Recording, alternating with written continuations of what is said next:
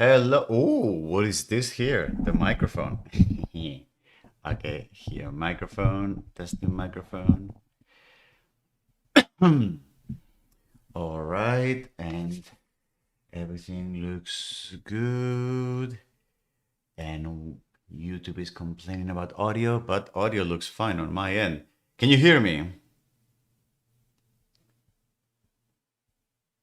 Can someone hear me? Hello? people people in the chat, people in the background, people all across the globe. Hello, hello, hello, welcome. Hey, Arasto, Richard, Hiero. How do you pronounce that? Hieru. Hello, everyone. How's everyone doing? I'm very happy to be here. I'm back. I'm back. Choo, choo, choo. Parametric camp. Choo, choo. Okay, this might be another case of too much coffee in the morning. Hey, Andrés. Hola, ¿cómo andas? Okay, and then the camera needs, yes, exactly. The camera needs that to shield. Okay, that's great. Yeah. Christina, hello, welcome. All right. Okay, so what is going on? It's been too long. Oh my God, it's been almost a month that I haven't streamed. That is terrible. Can you give me some thumbs down on the chat? Boo. Boo, Jose. That is not acceptable. Not cool. I am actually very sad that that has been the case, but what can I say? Beginning of the semester, preparing classes, the Acadia conference, I was co-chairing it this year. It was just a lot. I could barely keep up with everything. So I apologize to all of you for not having not done this for a while, for not being consistent, but it is what it is. Sometimes life gets in the way. But hopefully things are under control. My life is back on track, kind of, and I can get to doing this a bit more often now. Because, as I said, I actually set myself at the beginning of the year, my New Year resolution was to hit 100 live streams by the end of the year. I am not on track for doing that, so I may have to push it a little bit at some point by the end of the month, or I don't know. I have Thanksgiving vacation sometime soon coming in 2 weeks, so maybe I take that opportunity to do a little bit more of live streaming because I really want to finish this series, Advanced Development in Grasshopper. Okay, so let's get before we get into business a few things. So hi, this is Jose Luis. If you don't know me, this is Parametric Camp. We do live streams, we discuss computational design, we record tutorials live with the help of a lot of beautiful people who in the chat who help me fix my code and like suggest good things to introduce in the chat in the tutorials. So we do this live, and because I like human interaction, and yes, and if you want to know when we go live, you want to be up to date, well, maybe you want to consider hitting the notification button here on the channel, liking the video, liking the subscribing to the channel, maybe following us on social media. We're particularly active on Instagram. And we also have a Discord server. The link is in the description of this video that you can log in, and we have offline conversations with the community. We share work, people ask troubleshooting questions. We have a lot of things going on. And we also have a Google Calendar that you can subscribe to get notifications on your Google Calendar of when we go live. Okay?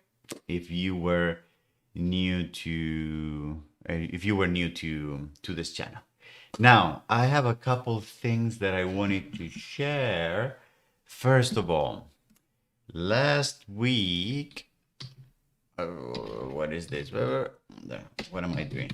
Okay, last week was the end of the Acadia conference, the conference for computer-aided design in architecture.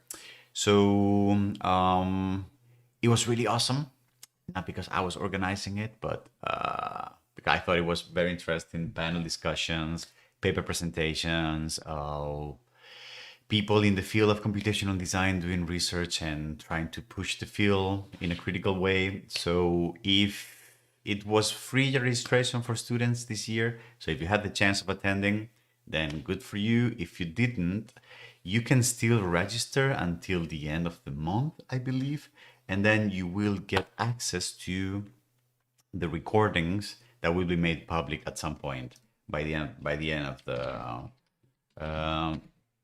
If you want to see, if you didn't register but you still want to see some stuff, the acadia.org YouTube channel has some of the keynotes, some of the panel discussions. So if you want to check some of that, you can do it here. Otherwise, if you want to check the actual paper presentations, those will be made public. But you have to register in order to access them. Those will be made available sometime very soon. So register for the conference, and then you will get a link at some point.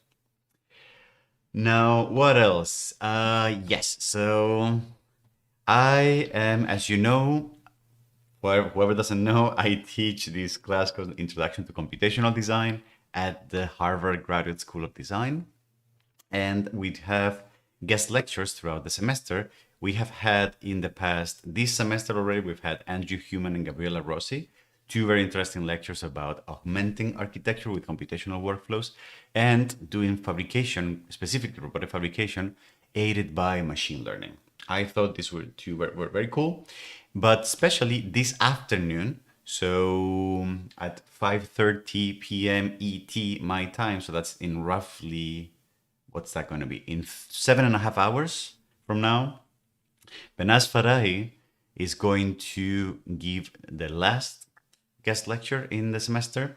It's going to be about critical computation, emotive matter, critical issues in design, technology, activism, feminism. It's going to be super interesting. So it's going to be open and live streamed for free. The link to that, I'm posting it in the chat right now, but you can also just Google it pretty easily. Okay. All right. And aside from that, do I have any other announcements or things I wanted to share? Oh, yeah. Okay, we are preparing something really cool. So let me show that. Can I show that? What is this? Oh, yes. So, because the season is coming very soon. Me and, okay, so let me say, wait, Matt Parker Christmas tree. Exactly. So I'm not sure if you're familiar with Matt Parker. He is this guy here on the corner. He's a mathematician. He's a recreational mathematician and stand-up comedian. So on his YouTube channel, Stand Up Maths, he did this project last year where he basically attached 500 LEDs to his Christmas tree.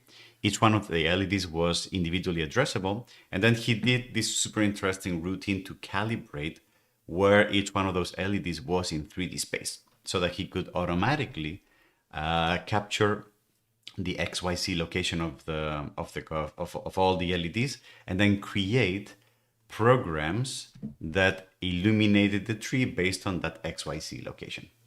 So I thought it was super interesting. So I've been working with some of my teaching assistants at Harvard, and we've been trying to replicate Matt's tree.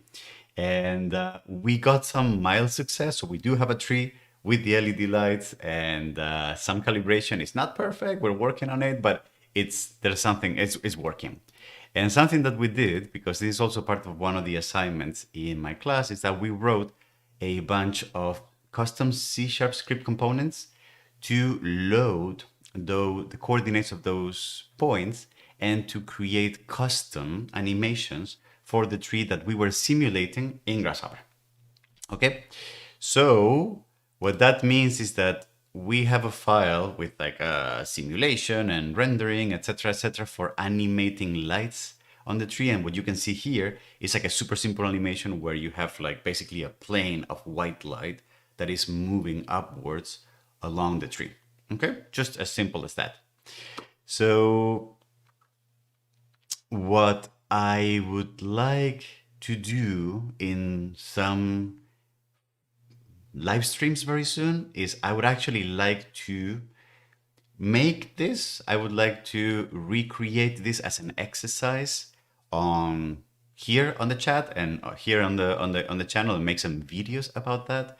And perhaps by the end, by December, if any of you have picked up and understood the code and want to create your own sequences, maybe you can run it. You can run them by the tree that we have, and we can have like a Christmas event where you share your files, I run them in the tree, you see them live, executed. I don't know. I think that could be super cool. So there's going to be some of that coming very soon. Just stay tuned. We're still working on the tree. We're still working on a few kinks, but it's looking pretty good so far. Okay. I don't know how that's going to happen or when or whatever, but we will make something happen together. Because remember, also every year, by the end of the year, we do a community event. So we all the parametric campers who are interested, we all jump on a Zoom call, and we have a large Zoom conversation that is also streamed to YouTube. It's fun. We get to know each other, human interaction. So maybe as a fun exercise, we can do some of that during the live stream. Okay? Beautiful. All right. How about adding some to it and make it real time? Oh my God, Erasto. Fine. I may let you connect with via WebSockets to the tree. We'll see. We'll see. That's actually not a terrible idea. I like it a lot. Maybe we can use remosharp to just inject code into the C# script component and do something, huh? You would like that, huh? Okay. All right. So now to regular business. What are we doing today? We are continuing with the advanced development in Grasshopper, okay, playlist, which, as far as I remember, it's been a long time, unfortunately. As far as I remember, the last thing that we did was continuous execution, and we did dynamic relaxations and physics simulations, and what's now on my list is loading external assemblies. So the idea that in order to use classes, we need to actually load them as external assemblies, and how we can use that technique to load C# libraries in Grasshopper and use them. So I think that's what we're going to cover today. In order to do that, I'm going to have to write a little bit of code, because I actually have some code for the example, but I don't have code for. I have code for the exercises, the code that we were working on last live stream, where we were using geometry 3#, I think it was called, the library. So that is going to be one thing, but I need to write a simple code. So I'm going to write a simple example. The idea here is, first of all, in the video, what I want to explain is the problem of having a component that has a class inside of it, and then passing an instance of that class to another object, and how that is not going to work, even if I have the same class on both components. So I'm going to create like something like a person. So for example, this is going to be name, this is going to be age, is professor. All right, and then here, for example, I'm going to paste Jose Luis, age is going to be 100, and professor is going to be a Boolean toggle. That's going to be true. All right, beautiful. And then what I would like to do here is to create a person. So let me do this full screen. Okay. And then I will create a person class in this C# here. But what I would like to do is I would like to now take a person class and deconstruct it into name, age, and is professor. Okay, is professor. Okay, and I'm going to do the following. I'm going to just construct vector.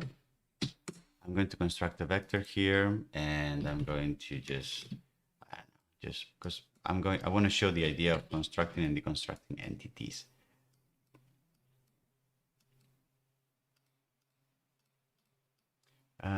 And then deconstruct vector, and then I got the vector, and then here I can plug in like a bunch of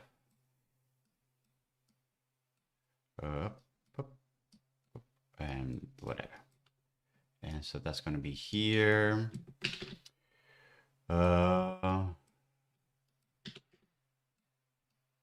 Okay.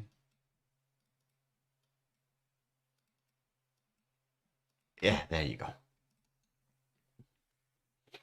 So what I would like to do is I would like to do something similar here, where I just plug in the name, the age, and the profession. Okay. And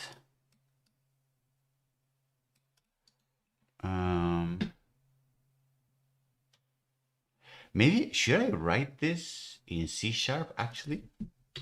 Maybe I should write this in C#. Why not? Yeah, actually that would make sense. And then I'm going to click V here, and I'm going to spit out X, Y, and Z. Okay. So I'm going to copy and paste this here. Okay. I'm going to say this is a double. This is a double. No, not an integer. A double. Another double here.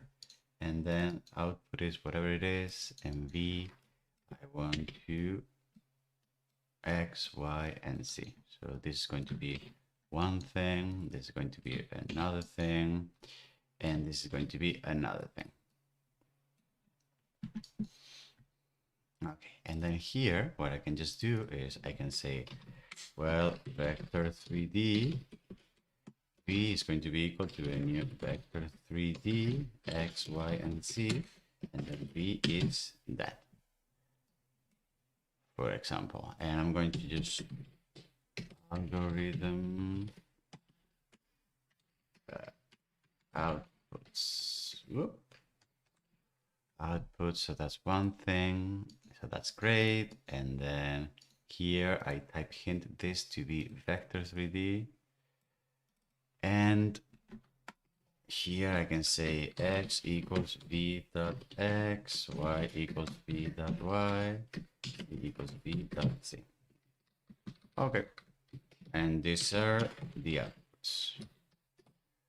Okay, so this works, it gives me the result. All right, and then what I want to do here is the same idea. I want to create, but I want to do it custom. I want to have a class that I've written, and I want to be able to exchange that class between multiple components because I want to use them. So what I would do here is I would say, well, maybe in the custom additional code, I can say public class person, and this is going to be equal to string name, public string name, public integer age, public boolean is professor. All right, and the constructor is going to be a public person name age, and is professor.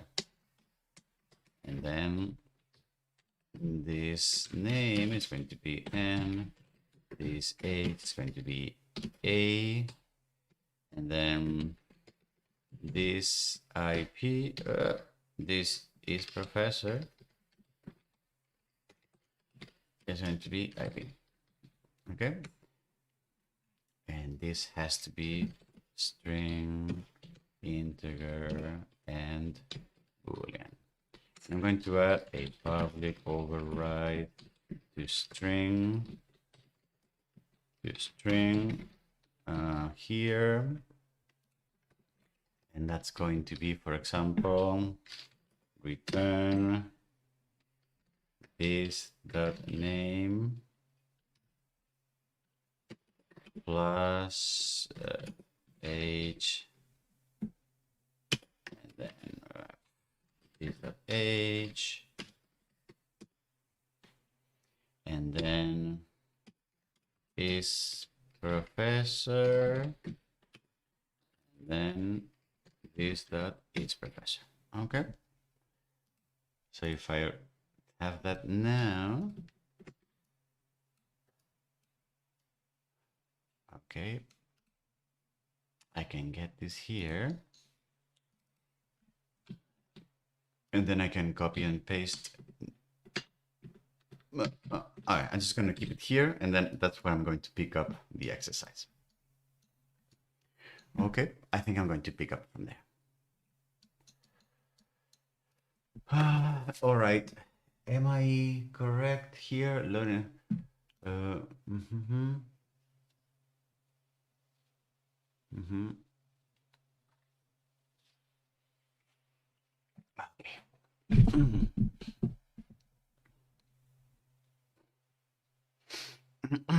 All right, so if that's the case, I think I can start recording, and then let me write some notes here.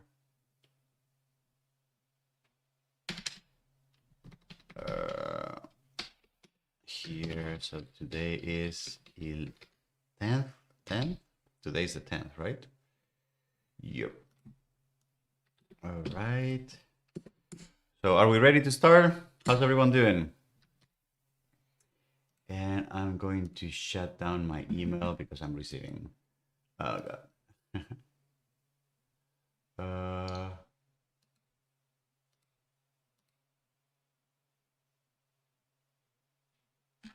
Oh boy. Okay.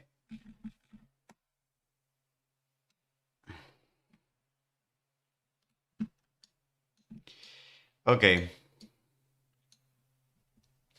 Shall we do this? All right. Oof, it's been a while. I'm kind of rusty. Okay. Let's do this.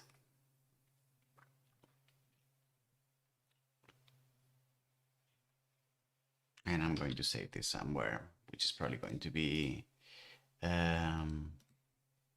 nope. I'm going to save this up here in parametric camp, files, advanced development, 4.7, external assemblies, 4.7, loading external assemblies. Okay, let's do this.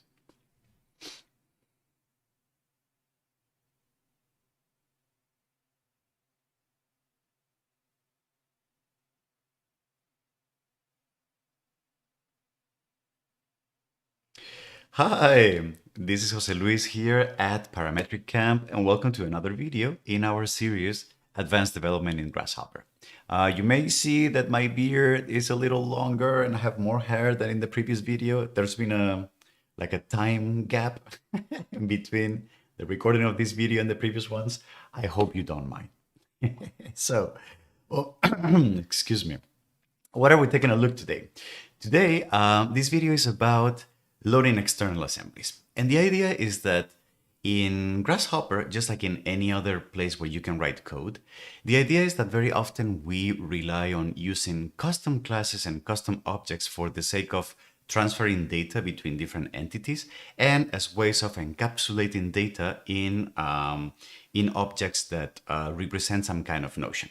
So for example, in Grasshopper, we are very used to the idea of, for example, creating a vector using individual primitives, such as, for example, numbers with decimal part, that becomes an object that is a vector structure that has the three parameters that we can then exchange, multiply, operate with, or even deconstruct in some other component so that we get those initial primitives. But the idea is that the data that is being transferred between these two components is an entity, an object that is derived from a class, the vector3D class, that comes bundled with Grasshopper and with Rhino.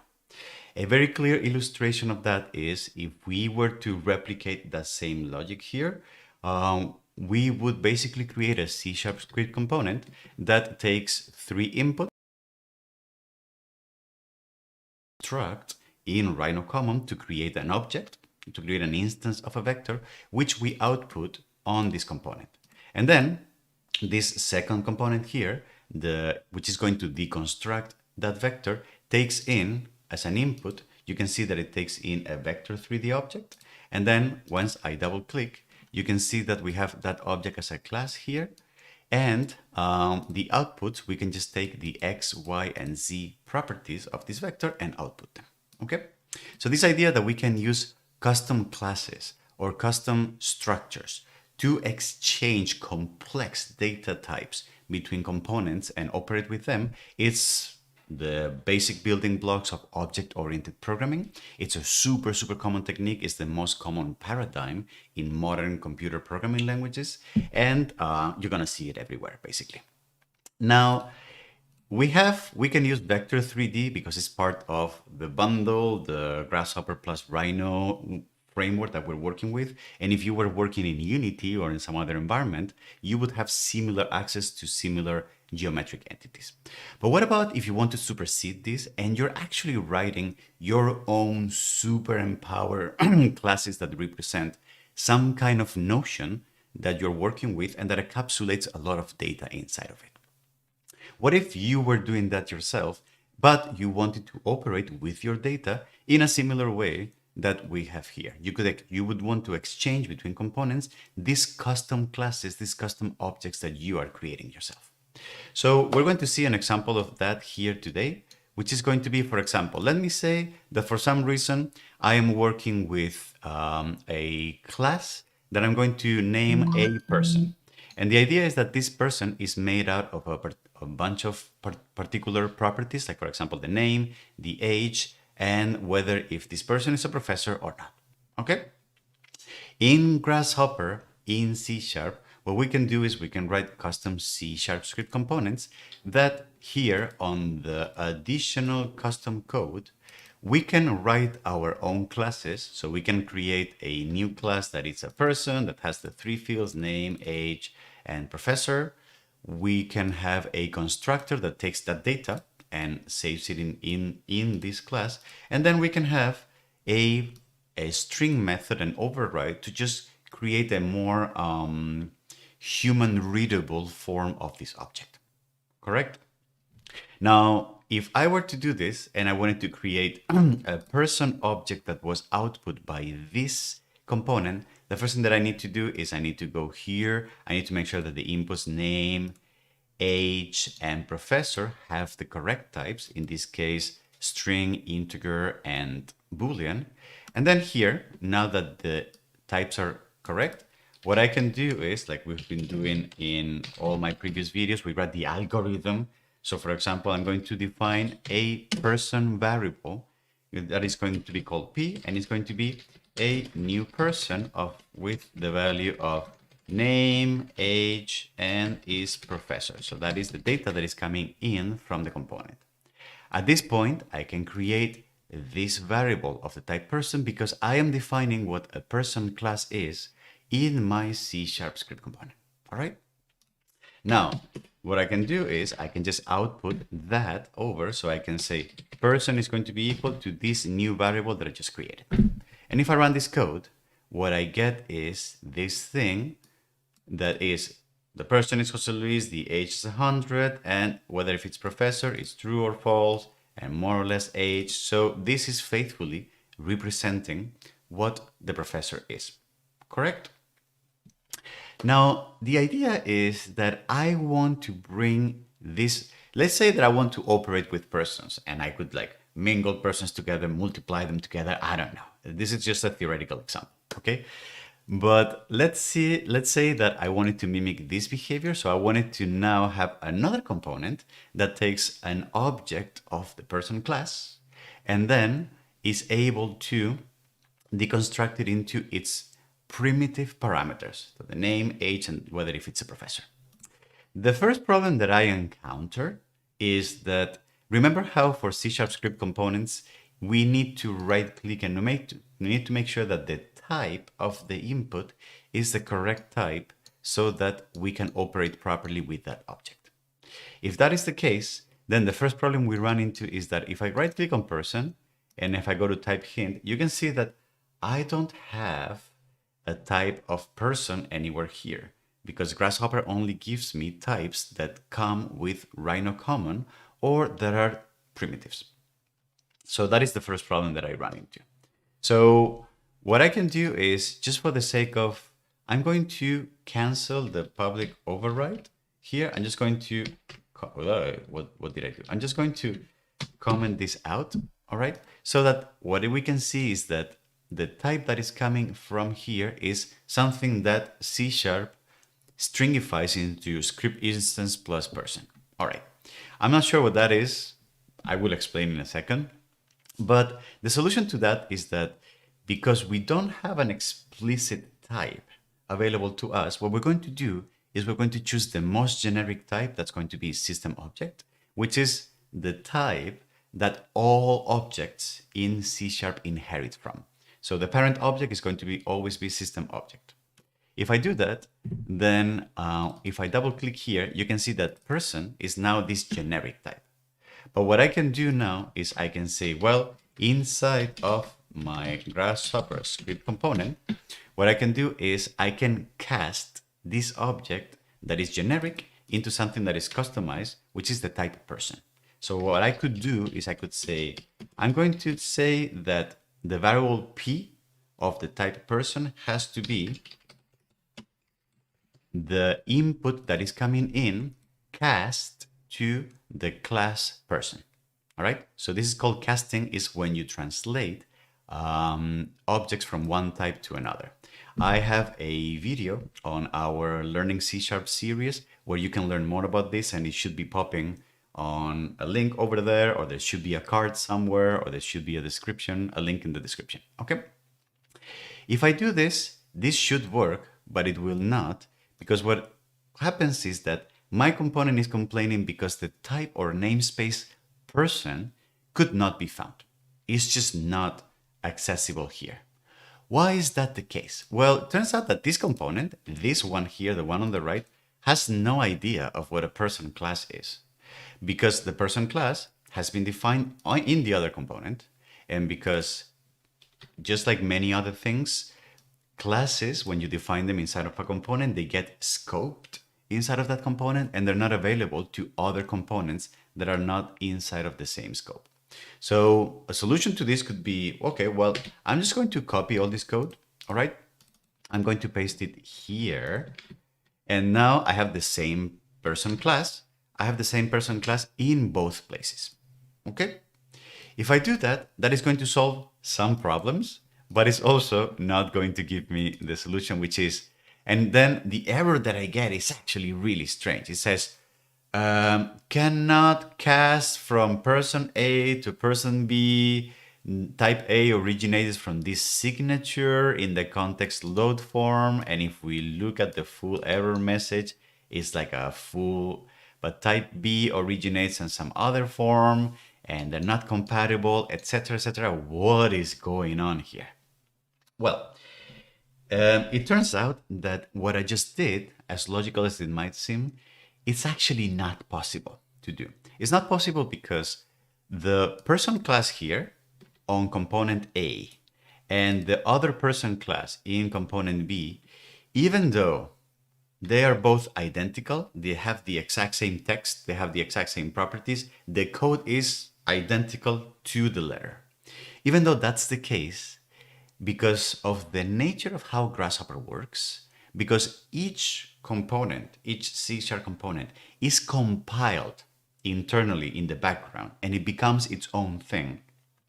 When each one of the two components are compiled, they get different signatures, they get different memory addresses, blah, blah, blah, whatever. So even though the code is identical for both of them, because they get compiled in different places, in the eyes of the computer, they are different entities. They're just separate things, even though they have the same name, the same properties, etc. The computer is not able to see that because of compilation issues. So, because they're compiled in different places, the computer treats them as different things, and because it treats them as different classes, is not able to cast from one to the other. It's just simply not. Okay. What would be a good example for this? Imagine, I don't know, two cars that are identical but are manufactured by different factories, but every single atom that they do is identical. For us humans, we would probably be able to say that they're the same thing, but for a computer, because they're coming from different places, they're probably different types of cars, and it's not able to mix them together.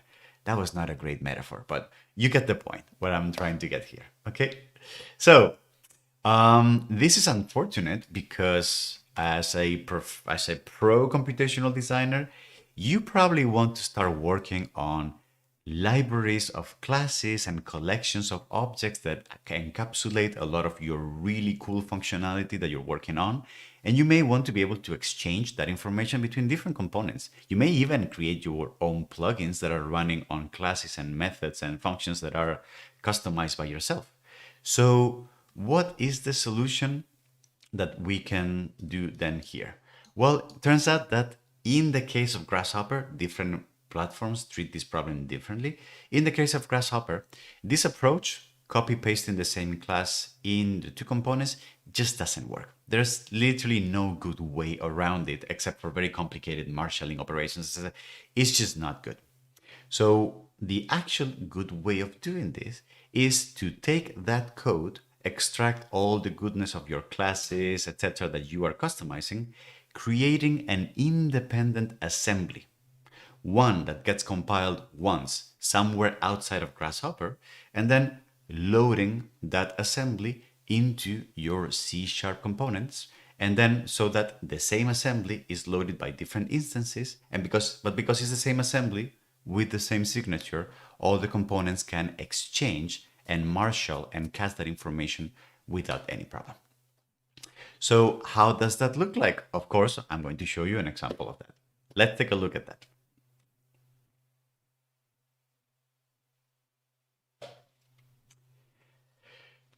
Beautiful. How was that? Was that clear? Okay, I need to remind myself, add card to casting from learning C#. Okay. All right, beautiful. So what is the next thing we're going to do? We're going to save this here, and we're going to open Visual Studio, and we're going to create a person class.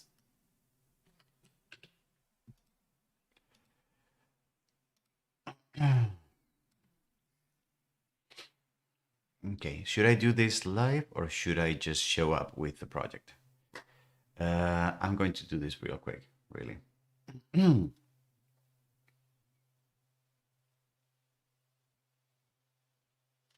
And maybe I should, where is parametric camp?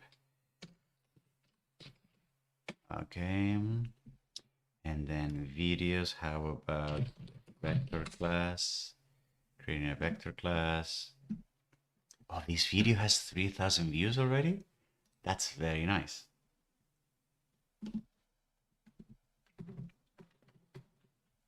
Okay, so we're gonna keep that there, okay? And I'm gonna start from here. All right.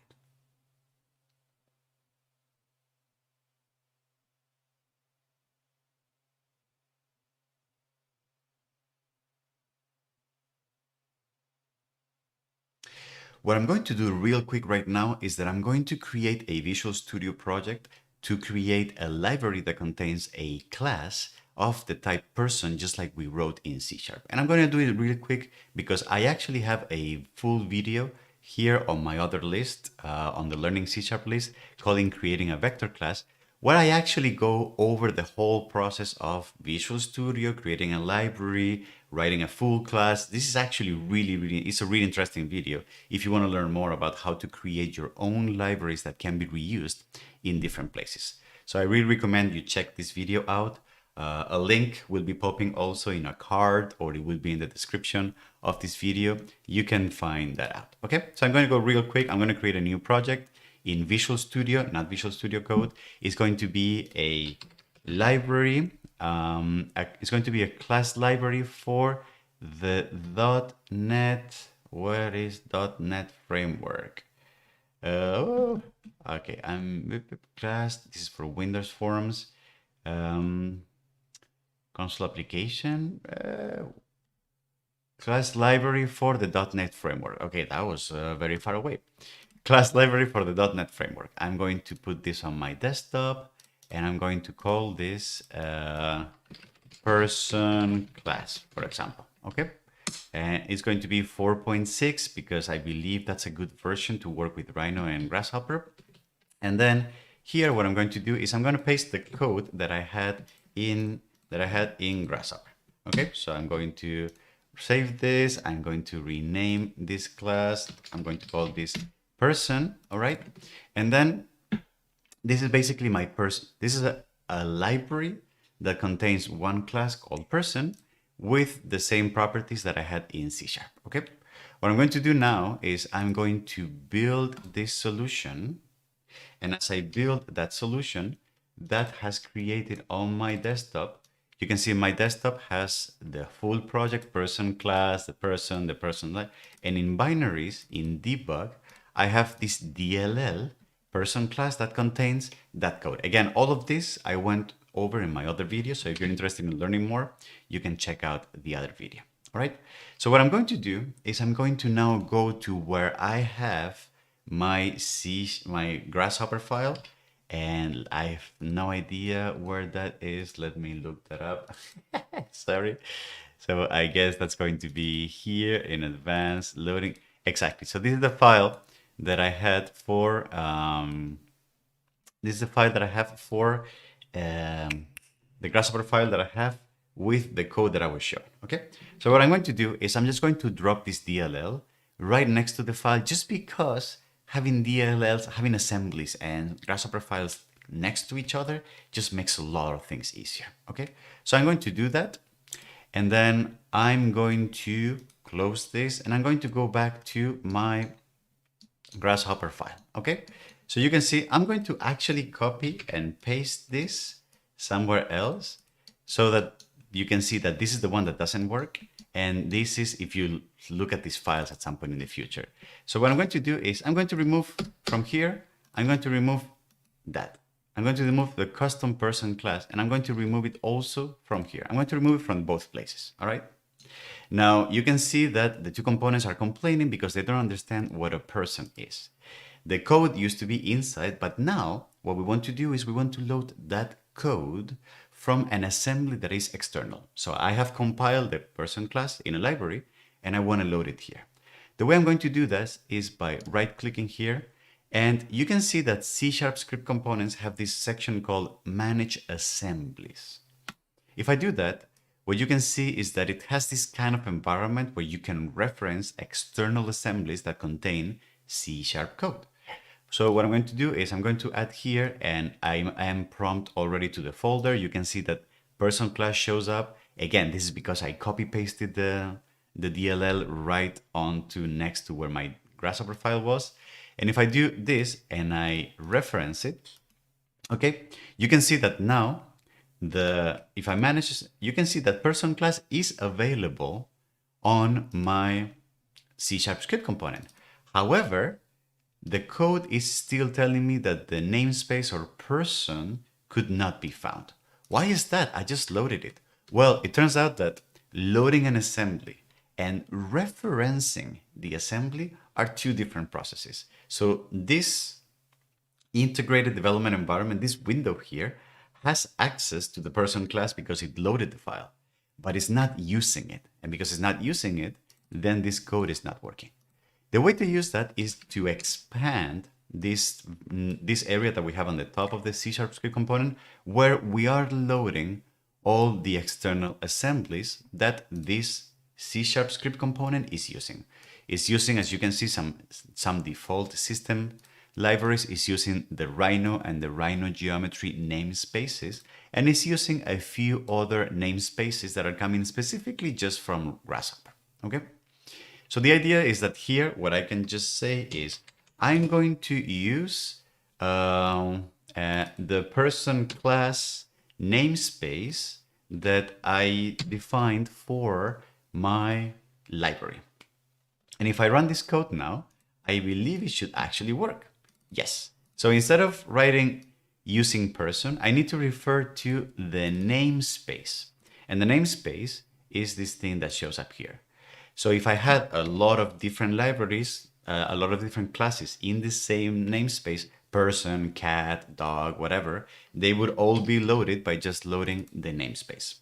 So as I use the namespace, then person as an entity becomes available. And then you can see that this component all of a sudden starts working.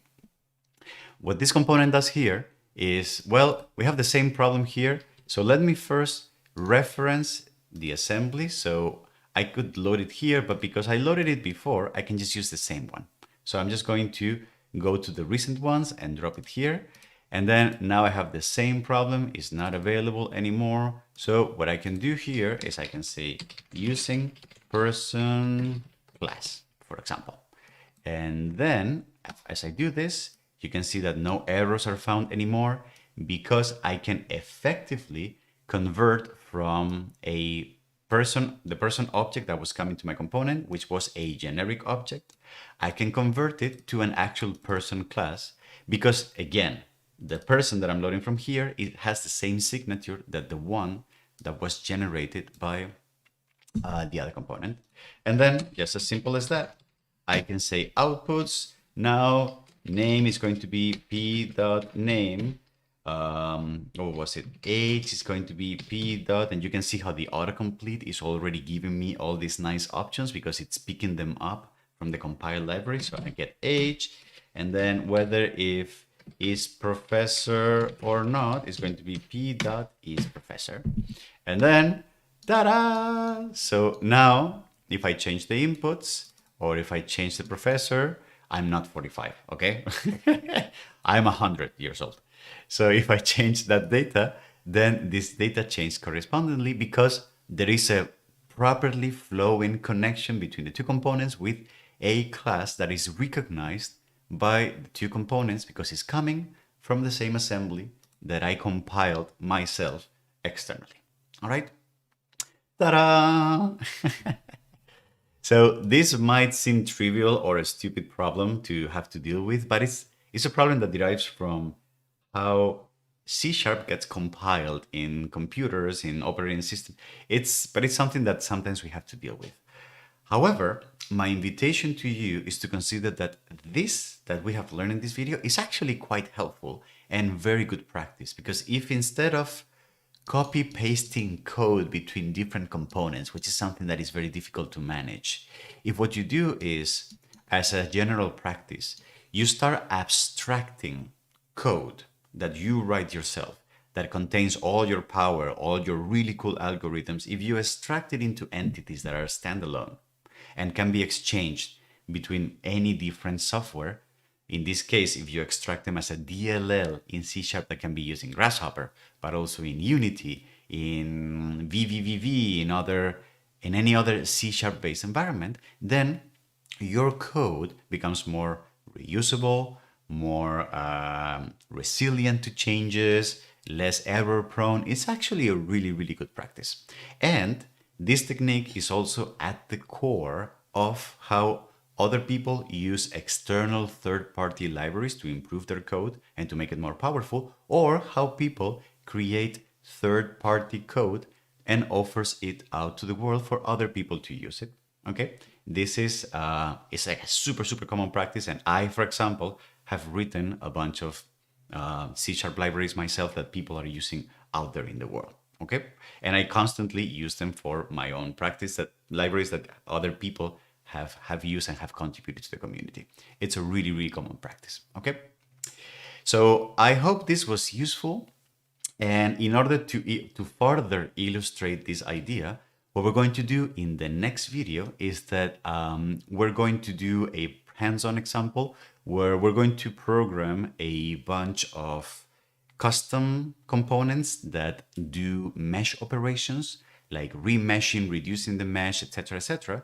But instead of doing it manually ourselves, or instead of doing it with the capacities that Rhino Common gives us, what we're going to do is we're going to use a third-party library, so a DLL that we're going to download from the internet that somebody is giving us, and we're going to use that to extract, to use its functionality, but embed that functionality into our Grasshopper components.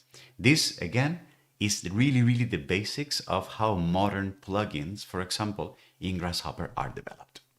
So if you're interested in learning more about that, check out our next video, mesh components and how to import third-party libraries and use them to your advantage. Okay.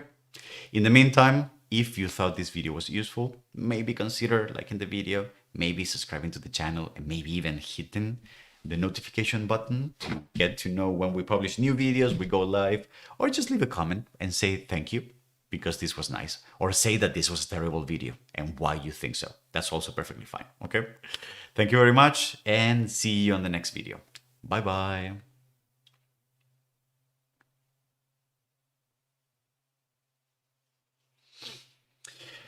All right. Thank you, Richard. I'm happy you find this useful. Let me save. Okay, so what is next? We're gonna close this. What are we doing next? I would like to save this here, and I'm going to take the person class and I'm going to copy it so that I don't lose it. I'm going to remind myself that I need to add a card to vector class from learning C#. So this is my video editing notes. Yes, Victor. Next video is about G3#, which, by the way, Victor helped me debug last time in the last live stream, where I was trying to use the library and I was running into this problem, and he picked up the file and he helped me debug and came up with the solution. Thanks a lot for that, Victor. That was really helpful. Yes, the next video I'm going to record right now is that video that we researched a month ago now. And I need to actually pull up my files, which I already know where they are. So I'm going to take a 1-minute break. I'm gonna get some water and I'll be right back. Okay, stay there, don't go anywhere. It's going to be awesome. Oh, that was going to be a more dramatic. Wait, so awesome, it's going to be awesome.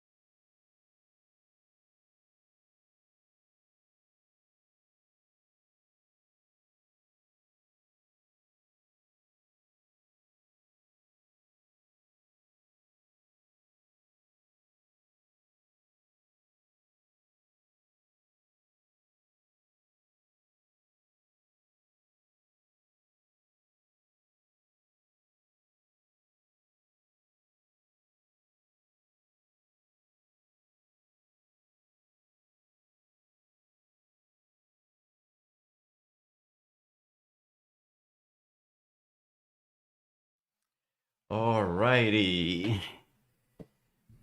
Okie dokie. So, where were we?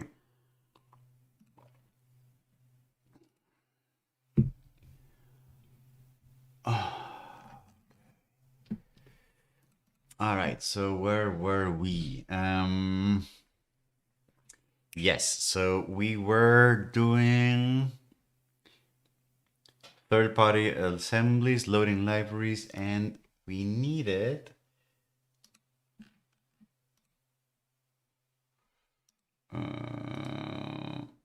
and where do I have the code for that? So last time, I can't find the code for that. So last time, last live stream was basically a research live stream where I was doing research for the exercise that I was trying to do right now, that I'm about to do right now. And console test, Grasshopper test, I see. It's here, so is it this one?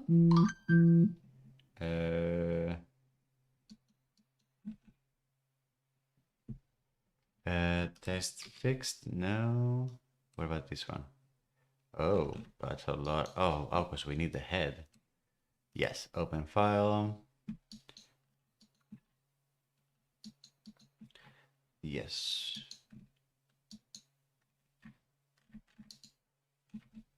Okay. Yeah, so I think this is the one that we were doing, and this is the head. Tests too. Okay. So if that's the case, then what I'm going to do is I'm going to create a new file here, E7 mesh components. So I'm going to take that one, I'm going to rename it E7 mesh components. I'm going to also copy the head.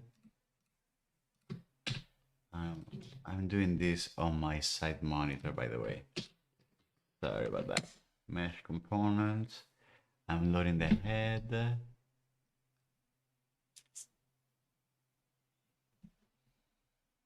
All right, or should I? Mesh components and no, dynamic simulation. Oh, too bad. I did not include this. Oh no, that's not cool. We want the full library.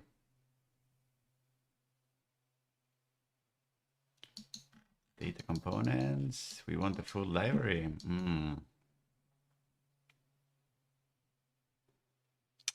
Yeah, that's not cool. So let me fix that. So we're going to say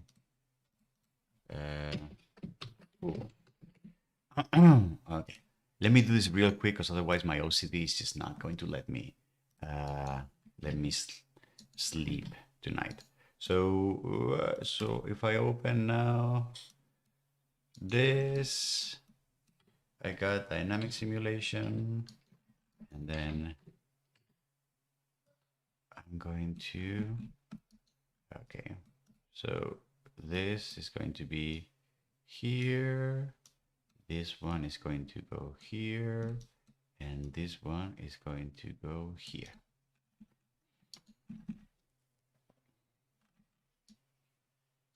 Okay, and that's going to be dynamic simulation.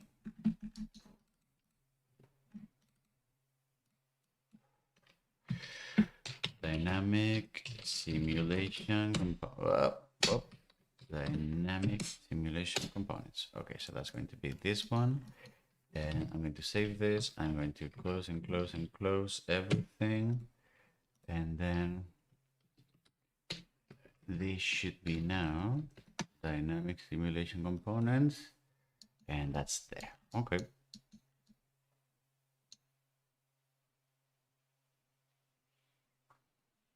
and the file should be good. Okay, so now if I copy and paste this one here, and I call this mesh components, and I call this mesh components.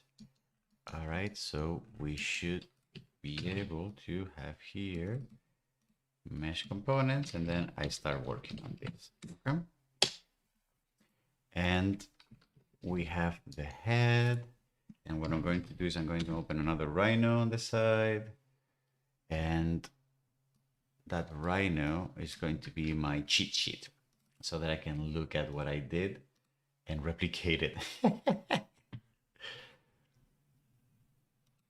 So that's going to be here, mesh components. I'm going to be reading this here. And then for mesh components, I'm going to be loading in here this Grasshopper file.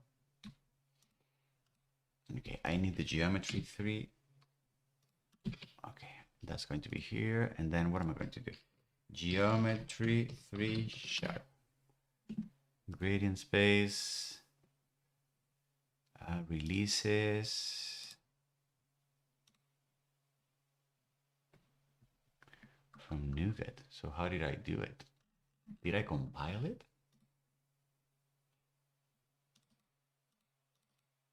Oh, it looks like I did.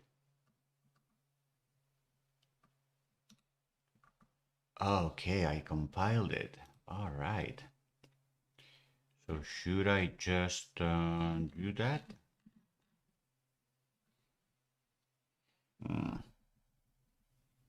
What is the best way to go about this?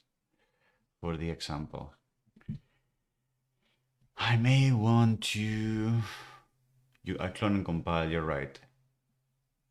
I wonder, what do you think? Should we do this on the video? Just so that people can...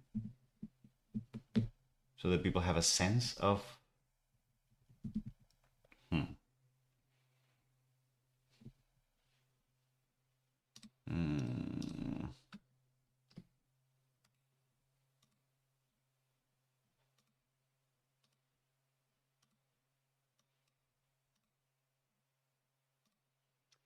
Okay, I don't know.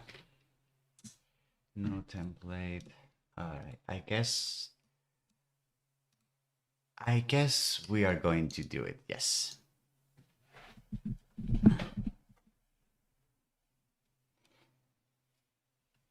I guess we're going to do it. Yeah.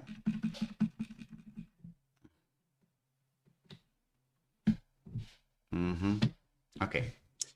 So the video is going to be, I will record the introduction at some point. The NuGet package is slightly different, so it'll be more work to use NuGet. Yeah, it doesn't take that long. You're right. Let's just do it because people might not be familiar with this. So yeah. Okay, so the video is going to be the introduction, which I will record at the end.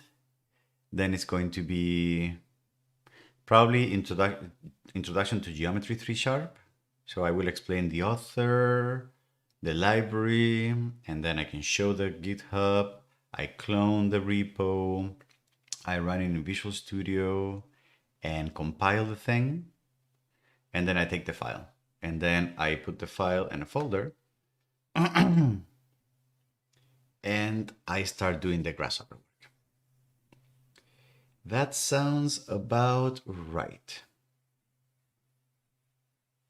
Okay, you folks need to remind me to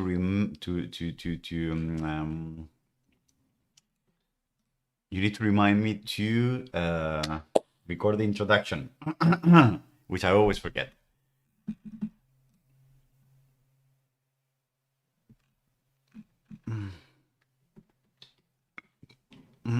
And what was the name? Thomas Karsten? No. What was the name of the author? I forget. Scott. Radiant Space about tutorials.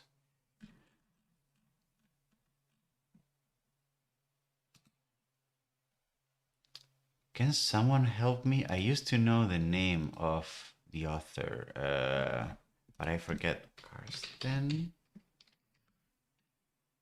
Karsten. Gradient space.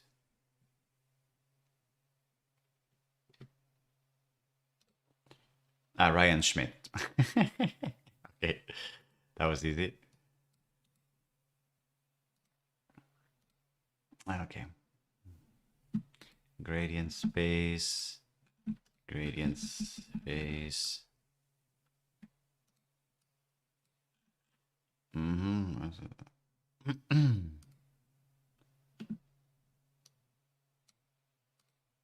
Okay, so I'm going to start here. Okay, so let's do this. Second video, that's going to be mesh components.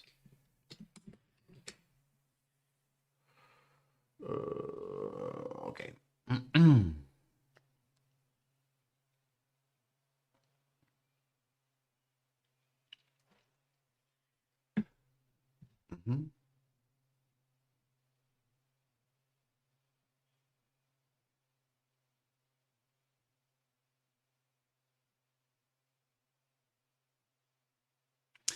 Let's begin. So, as I mentioned in the introduction, we're not going to write our own mesh simplification, remeshing algorithms, whatever. That's actually quite tricky and it requires like quite some expertise.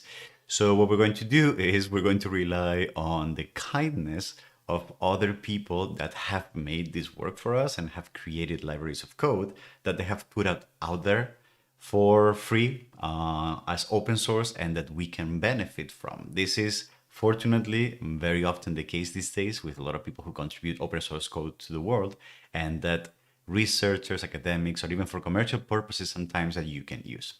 So in this case, for the case of mesh manipulation, I am actually very fond of this library called Geometry 3 Sharp, created by Gradient Space, which I believe is kind of a brand name that the author, Ryan Schmidt, has been working on for quite some time. Ryan's work is amazing. You should definitely check it out. He was the author of Mesh Mixer, which ended up acquired by Autodesk. And he also works for Epic Games, making a lot of 3D modern. He's a really, really interesting guy. So in his website, Gradient Space, you have a set of libraries that are available for use. He has like a Grasshopper, a slicer library, G-code library. He's very much into 3D printing. And he also has a set of tutorials for using C Sharp, his work in Unity or standalone. So for example, a lot of the code we're going to be writing is informed by these tutorials that he has here. So if we go to open source and if we go to the Geometry 3 Sharp, you can see that he has a link to a GitHub repository which contains the code for the Geometry 3 Sharp library. This library is basically a full geometry kernel. It has vectors, it has a lot of curves, operations, etc., polylines, blah, blah, blah, but especially it's really good for mesh simplification and mesh algorithms. So if you're interested in learning more, you can just go to the README and look at the documentation. There's a bunch of tutorials. There's lists to the core methods that you can find. It takes a while to get used to someone else's code, but if the author is nice enough to provide a good documentation, then that's typically a good way to start. So we have the C# library, the open source is here, but what do we do with this? If you're perhaps like a bit new to C# development, you might feel a little lost. So typically in C#, we use two things in order to use someone else's code. If you go to releases, you can see that here in tags, you can see that there's a bunch of official releases, so packages that the author has bundled and that the author considers working fine. Maybe it has some bugs, but it's something that should be published as usable. But if you look closely in this case, what we get is that these releases are NuGet packages. NuGet packages is the form that Visual Studio has to have some kind of central repository of libraries that people can add to their own projects. This would be very interesting if we were already working with a Visual Studio project, so we just insert the NuGet and we're good to go, or if we were working in Unity, which I believe has NuGet support as well. I'm not entirely sure about that right now. But because what we need is for our Grasshopper plugin, what we need is just the DLL, the file that contains all the code. What we're actually going to do is, instead of going through the NuGet package, what we're going to do is we're going to download the source code. We're going to open it in Visual Studio and we're going to compile it ourselves, which is something way simpler in C#. It's much simpler than it actually sounds. So what I'm going to do is, I'm not even going to bother with forking, blah, blah, blah version. I'm just going to download the whole repository as a zip file, and I'm going to put it on my desktop. Okay. If I look through my 17 windows, you can see that the zip file is now here. I am going to extract it into geometry, blah, blah, blah, master, and now I have this folder. And in the folder, you can see that I have the Visual Studio project that contains the full library. So if I do, for example, if I click here on geometry 3#, blah, blah, blah, you will see how all of a sudden I have a solution with the geometry 3# project loaded all. And then if I go to core, for example, and I can see, for example, I have vector array, I have a classes for vectors arrays, I have a utility class, I have units, I have, for example, G3 interfaces, file system, I have a lot of stuff. I can have dvector, I can actually check the source code of the project, which is extremely, extremely cool. So I'm actually really happy. Thank you very much, Ryan, for your contribution. But because we're not going to modify the source code, which we could if we wanted to extend it, write our own functions. If we found a bug, we could do it here. We're not going to need to do that. What I need is to take this project and to compile all this code into a DLL that then I can load into Grasshopper. So the way I'm going to do that is by going to here to build solution, and then there's going to be some stuff going on here, and it told me that, yeah, this worked, it succeeded, so we're good.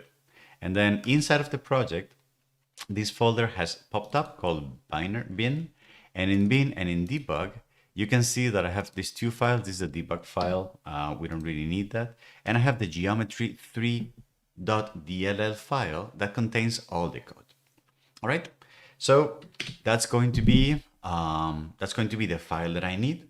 So what I'm going to do now is I'm going to take that file and I'm going to paste it into the file that next to the folder where I have the files that I'm going to be using in right now.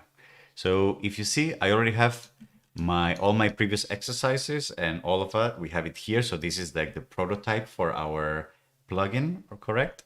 And then here I have a mesh components section where I'm going to be writing new components that are loading from this library. And then here on my Rhino viewport, I have this low poly version of a 3D scan of my head that I did a few years ago. Do I look? Oh. I have this 3D scan of my head, which is a mesh object, which I'm going to be using for debugging and testing. Okay. All right. So we are ready.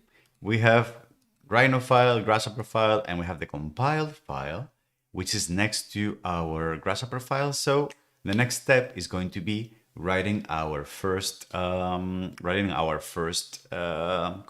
that takes a regular Grasshopper mesh and converts it into a G3 mesh. So let's take a look at how that works.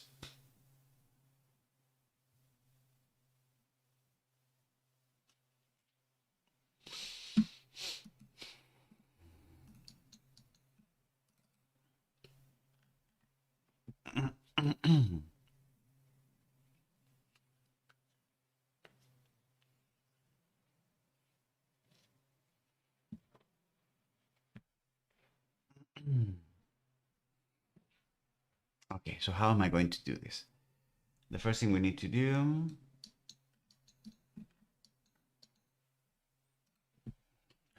where can I look at the mesh?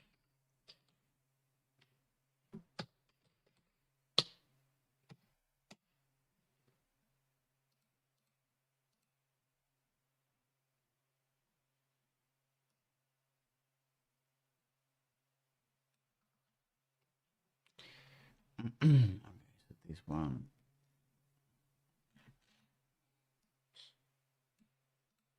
And where is the mesh? The mesh 3.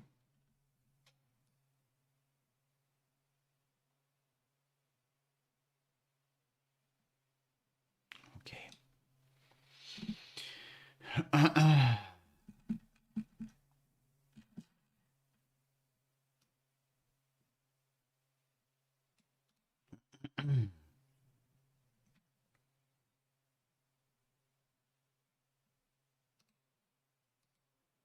So I was here, and then the first thing is converting from mesh to dmesh 3. Okay, how do I explain why we need to do that?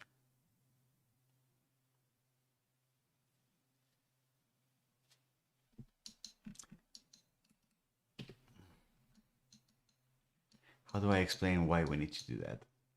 We need to do that because meshes in Rhino are not compatible with meshes in G3. So we need to do this kind of translation. Is that too obvious? How does that relate to the previous video? How does that relate to the previous video?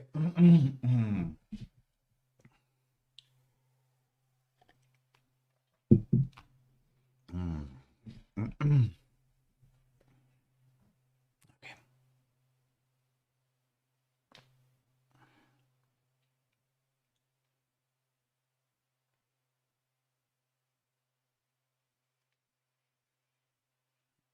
I may just start explaining this right away. Okay. Because Rhino Mesh is not cross-platform? Yeah, because it's for the same reasons. Okay. All right, let me try. If not, we can just go over again.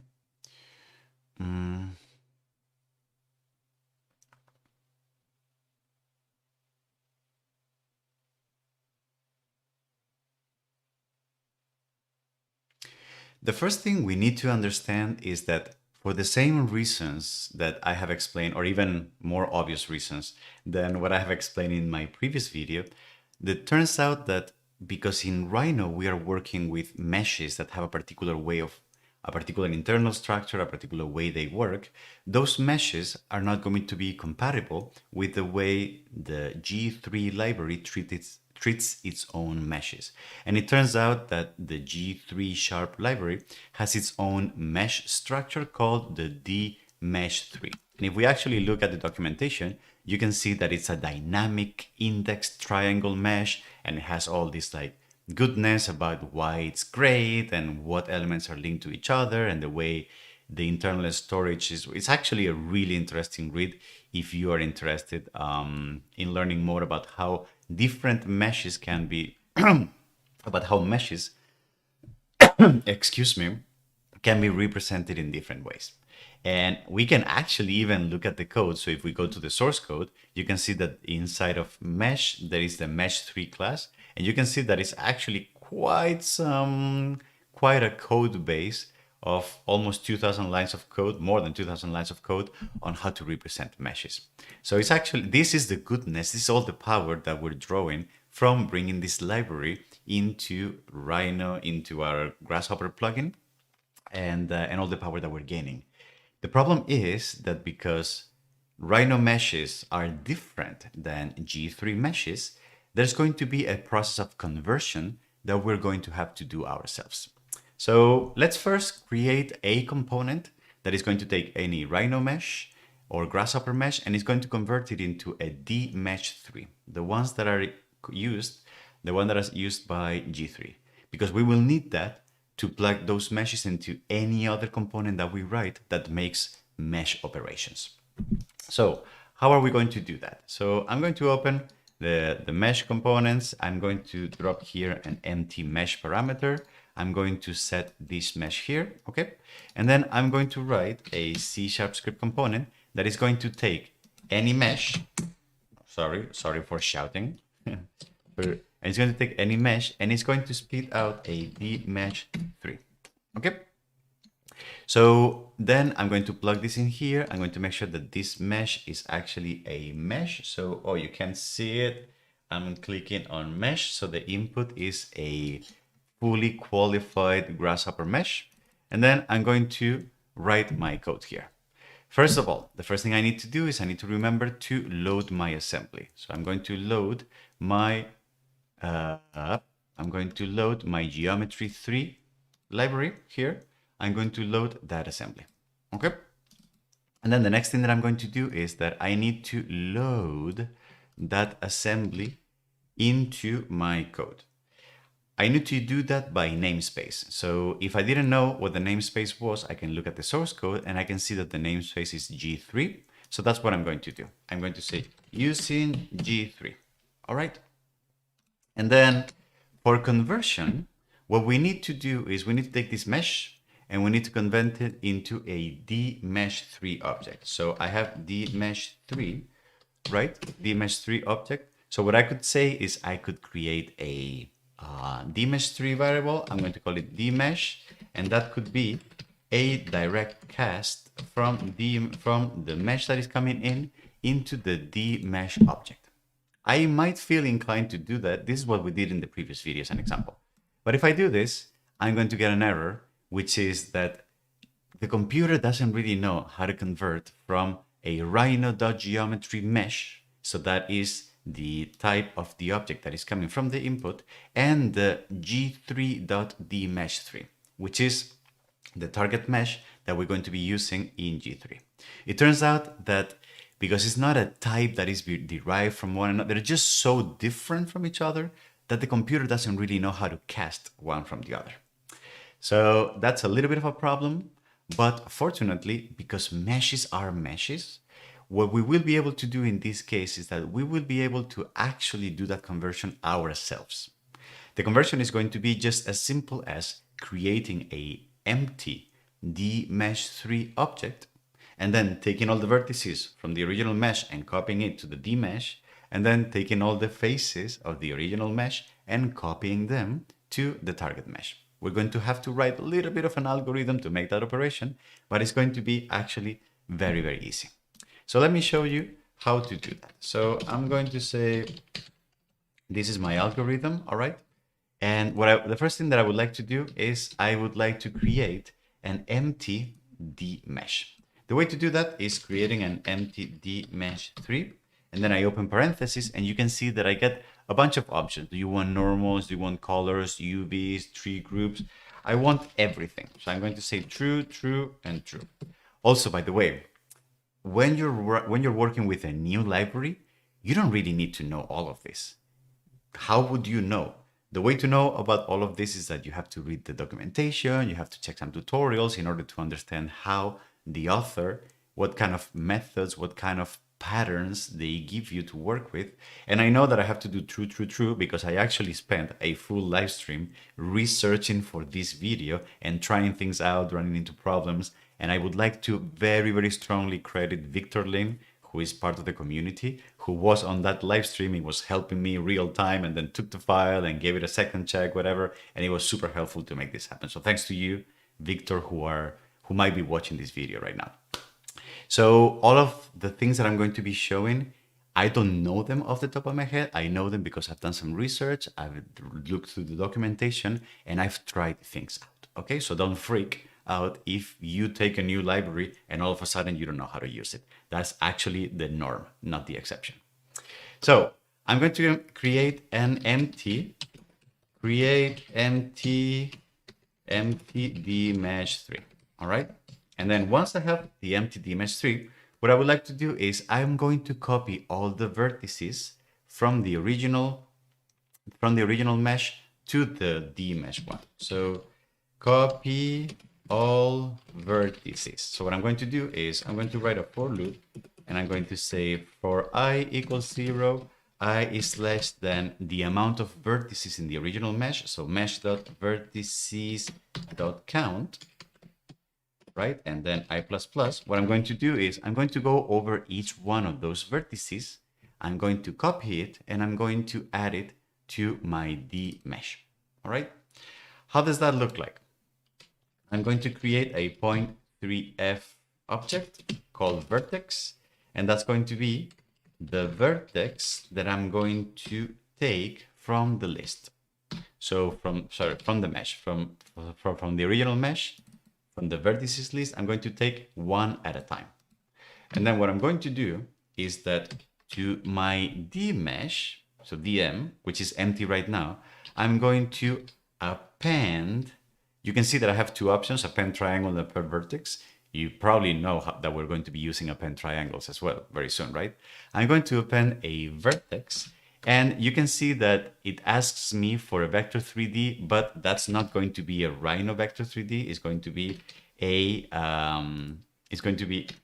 damn it, it's going to be a G3 vector 3D, or is asking me for coordinates. So what I can do is v.x, v.y, and v.z. Okay. The only thing to keep in mind here is that I'm using 0.3f, just because vertices are 0.3s, but also because append vertex takes floats and not doubles. It's just something to keep in mind. Let's see if this works so far. Something is not working. No overload. Append vertex takes in 3 arguments. Interesting. That's not how it works. Oh, wait. Oh, that's true. I actually did change the code when I was researching this. Hold on. Let me take a quick look at this. Hold on.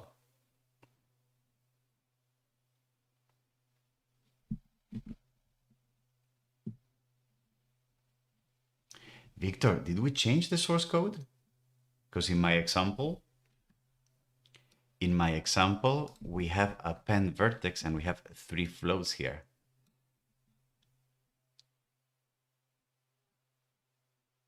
Huh. Did we change the source code? I believe we did. Let me see. Geometry sharp master. So if I open this, I think this is the one that we were using. dmesh 3 append vertex dot vertex dot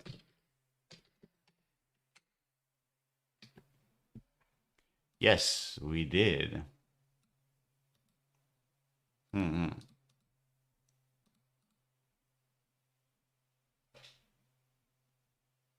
Interesting. So we did extend the library. Now, should we do that here? Should we extend the library here, or should I just use a vector 3D, a G3 dot vector 3D, and create a new G3 vector 3D? So this would work, right? X, Vy, and then this would work, correct? V3, and then this would be, okay, this works. So what do we do now?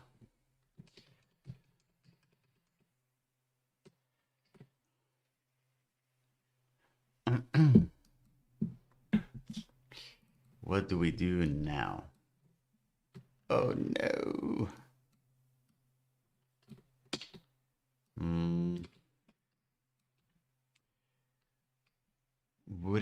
What is more or less confusing? I'm going to change the code. Why not? I'm going to change the code. And vertex. And where is this?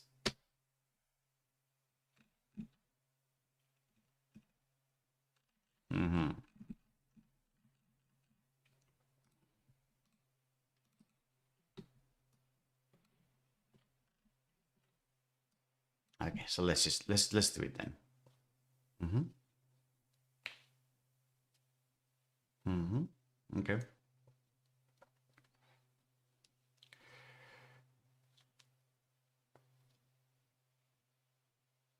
Okay.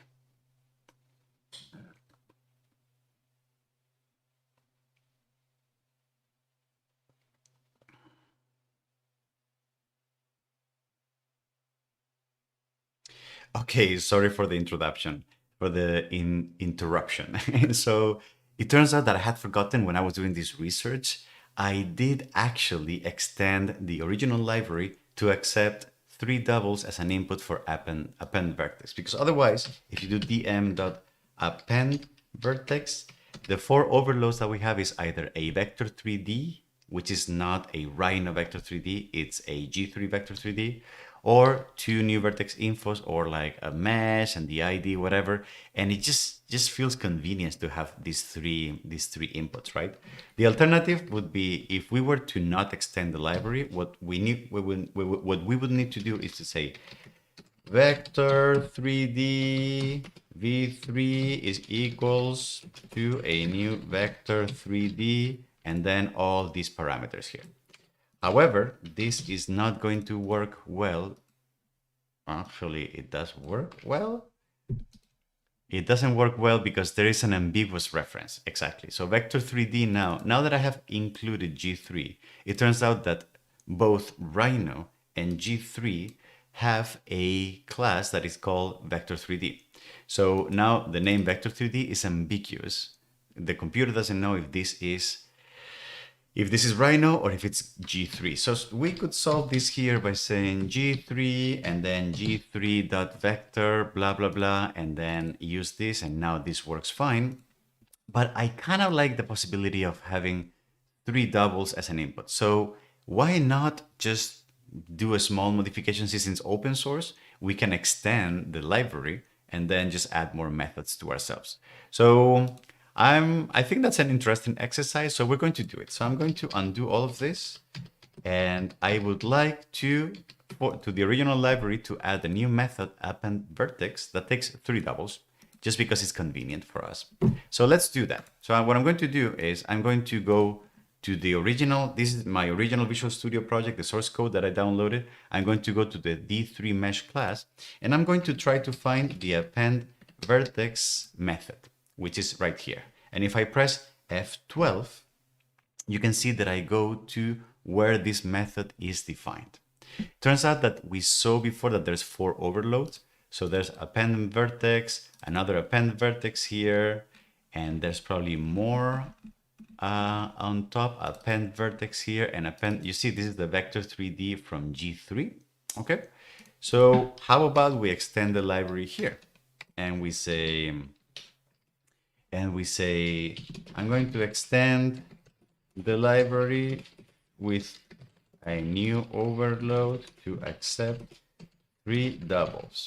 So that's going to be public integer append vertex, and this is returning an integer just because all the other overloads are. So I want to stick to the convention. So double x, double y, and double z. I do that, and then what I can do now is here I can create a vector 3D v. It's going to be equal to a new vector 3D with the x and y and the z properties. All right. And then what I'm going to do is I'm going to use this vector to pass it on to this append vertex here. So what I'm going to do is I'm going to say integer result is going to be equal to append vertex with this vector that I just created. And then I'm going to return that result, because this append vertex gives me an integer back, which is probably either the ID of the vertex or some integer flagging whether if the operation went fine or not. And actually, what I can do is I can shorthand this a little and then just say, can you just return whatever you are getting out from append vertex? Okay. So by doing this, I have just extended the library. I created a new method that simply gives me a new interface of three numbers to an operation that is basically saving me some code, to write some code on Grasshopper by embedding this code inside of the library. So now it's just going to be as simple as building the solution. The solution gets compiled. I get a new DLL file, and that new DLL file should be somewhere here. So this is my desktop, bin, debug, geometry 3D from this timestamp. So that looks good. And then what I'm going to do is I'm going to put this back.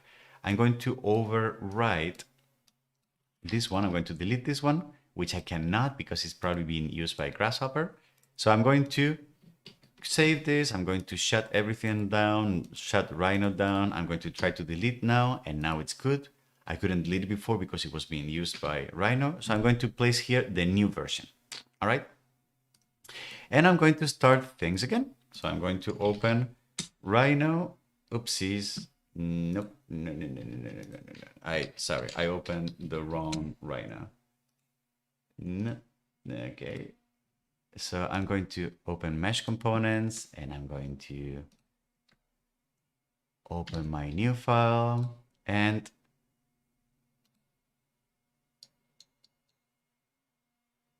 I can see that, oh, and now it's working.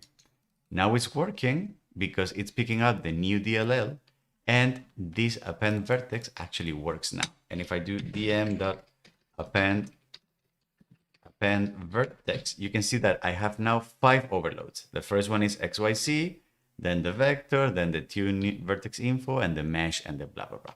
So nice. That was a way to learn how to extend the library. That was actually pretty cool, I think. I'm going to give myself a pat in the back. All right.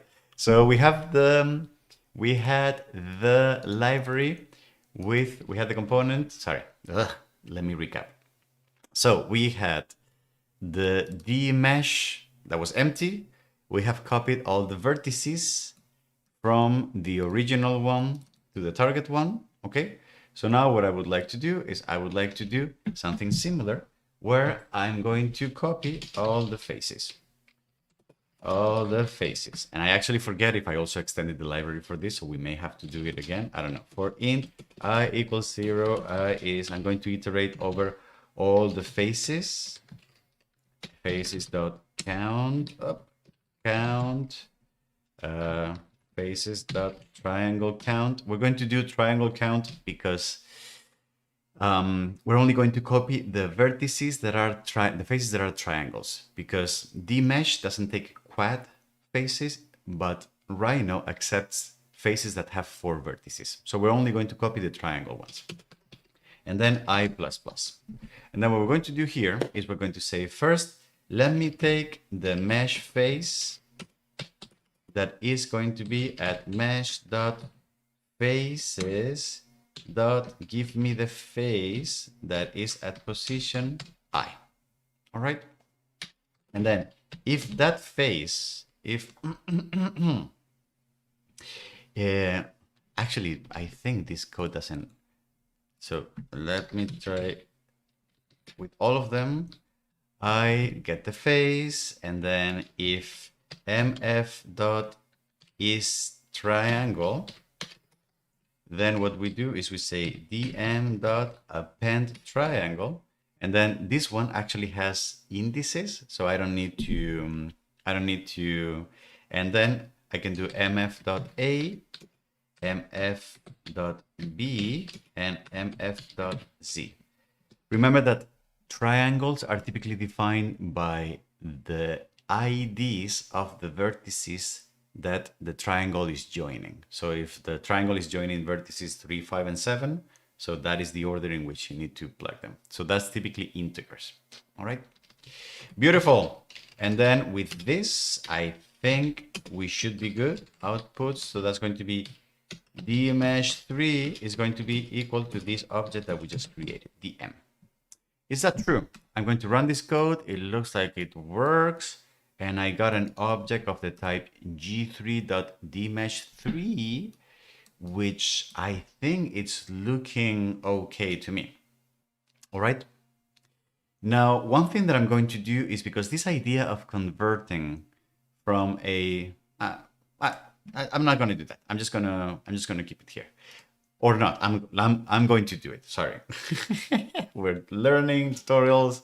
So because this idea of converting from one object to the other might be something that I might do a lot over the course of this plugin development, why not just abstract all of this into a function?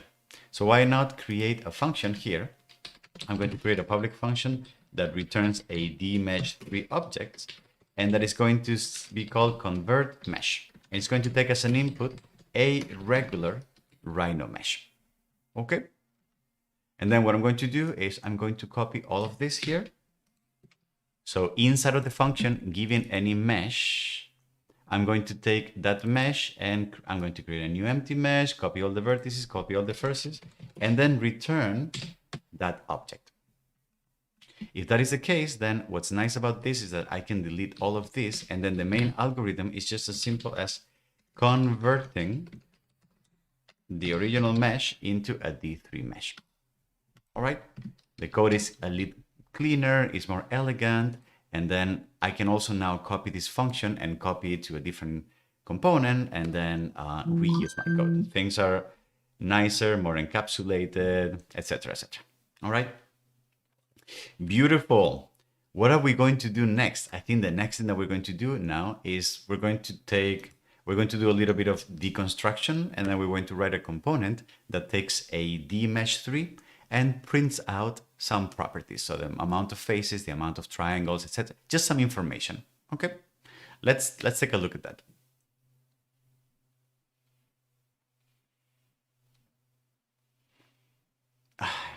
Hey Chandra, how are you doing? Could you hear the background noise? Because my neighbor is mowing the lawn.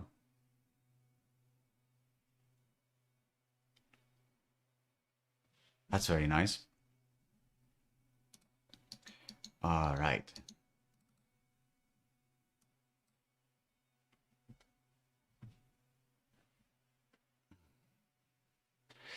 All right, beautiful. So what are we going to do? The next thing we're going to do is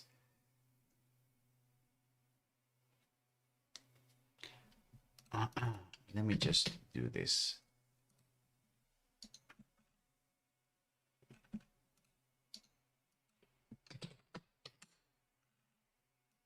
And then the outputs are going to be, I have my cheat sheet here on the side. The outputs are going to be whether if it's valid, what is the vertex count, what is the triangle count. Now we're going to learn minimum edge length. Max edge length. And what is it going to be? Average edge length, and then this is this one.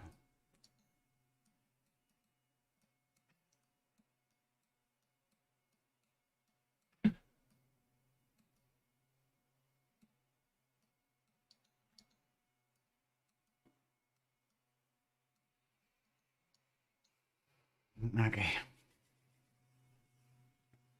All right, beautiful.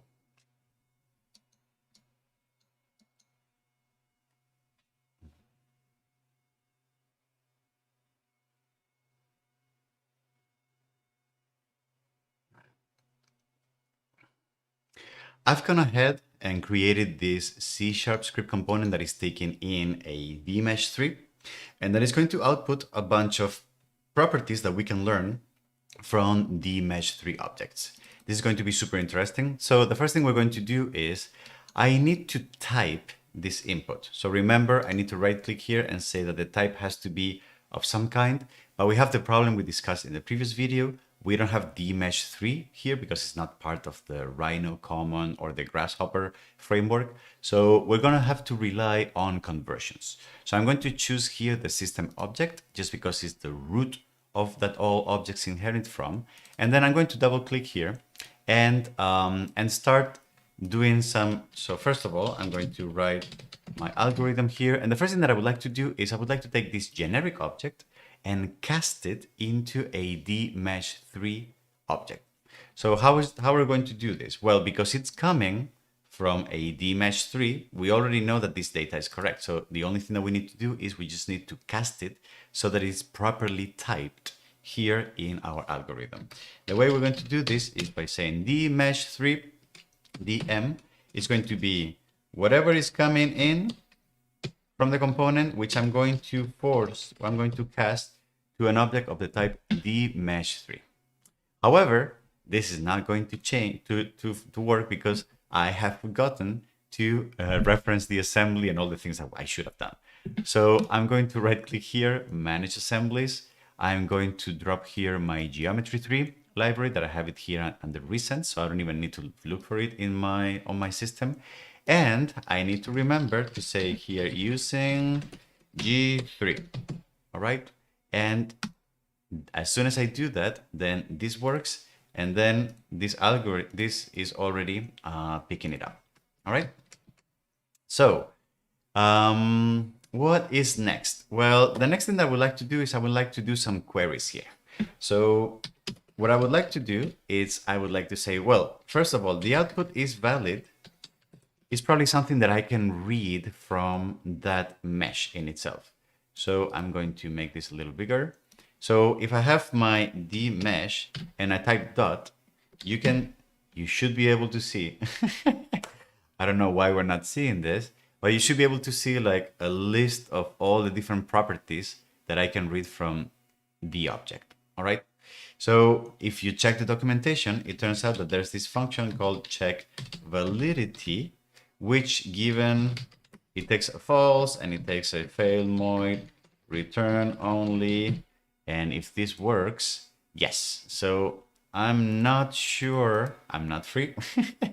I'm not sure why the autocomplete is not working. Oh, that's probably because when I loaded the IDE, because I loaded the reference, but I didn't refresh this. So let me try this again. dm dot exactly.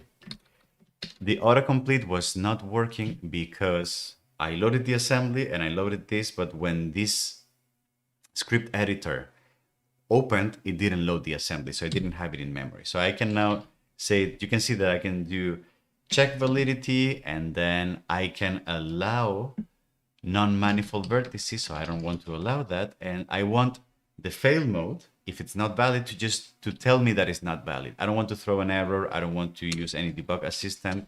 So that's what I'm going to do. And if I do that, you can see that now it is valid. All right. Another thing that I probably want to check out is vertex count. There has to be something dm dot vertex count. Is there something like that? Vertex, yes, vertex count. So I can see how many vertices there are, right? I can say triangle count, dm dot triangle count. Let me run this. I'm going to run this, and you can see 500. And we can also add here edge count, no? Edge count. What if we do that? So I'm going to say this, this, this, this, this, this, and this. And I'm going to load this again. And here under edge count, dm dot edge count. All right.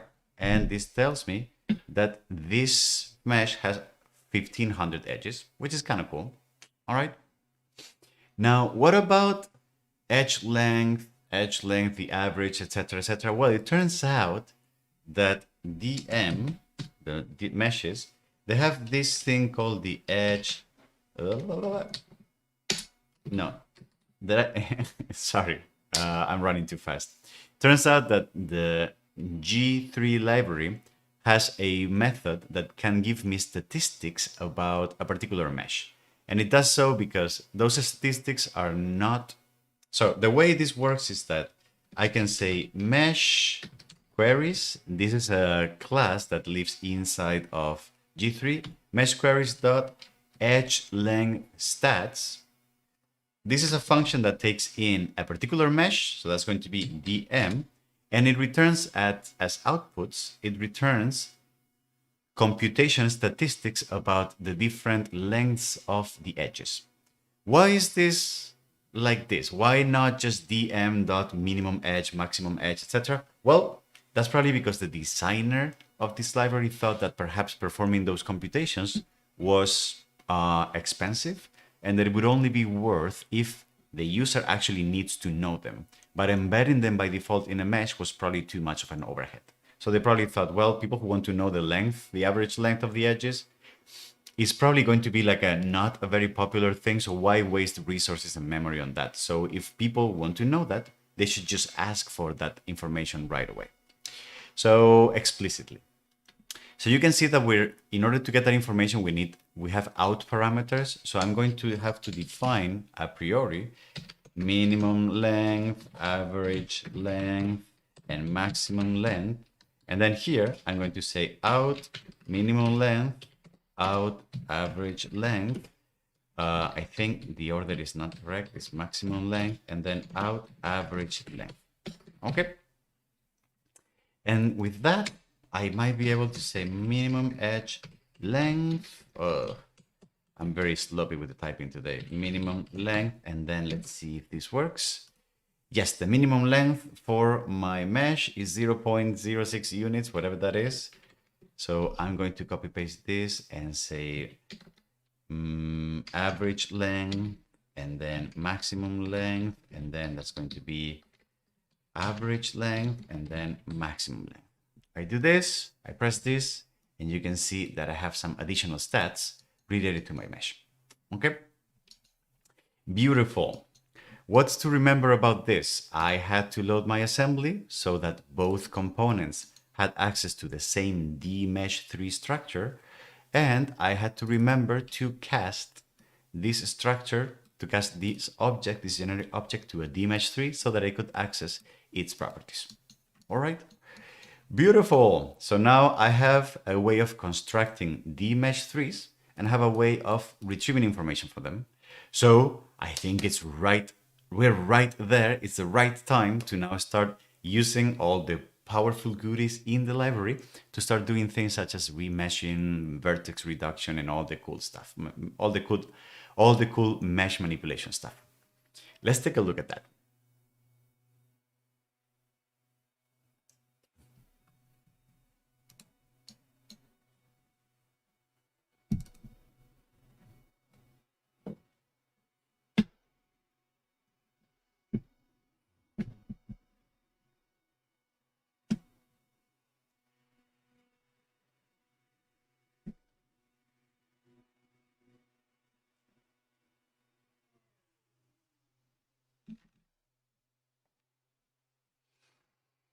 How are we doing over there? Oh, okay, this is gonna go longer than I thought, but it's fine.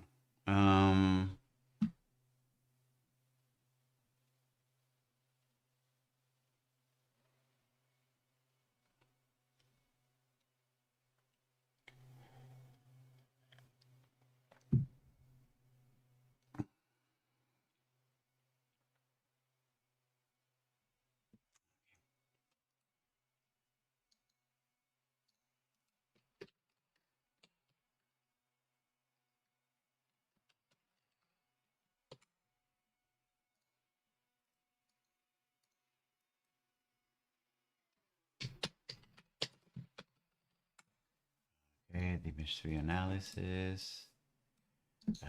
Okay, and then I'm going to take this and the mesh 3 target vertices, and that's going to be, for example,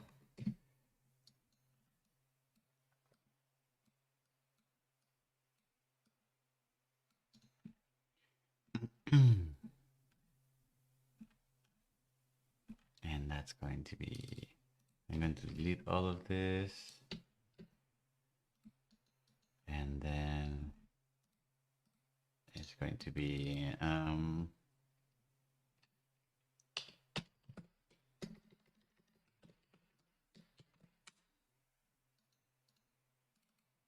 and then previous vertex count and final vertex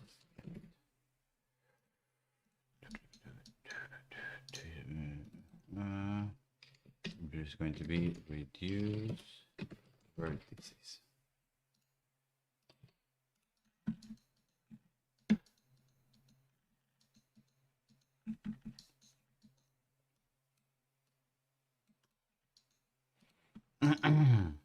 Then here, what are we going to do? I'm going to show the triangle, the tutorial, remeshing and mesh constraints.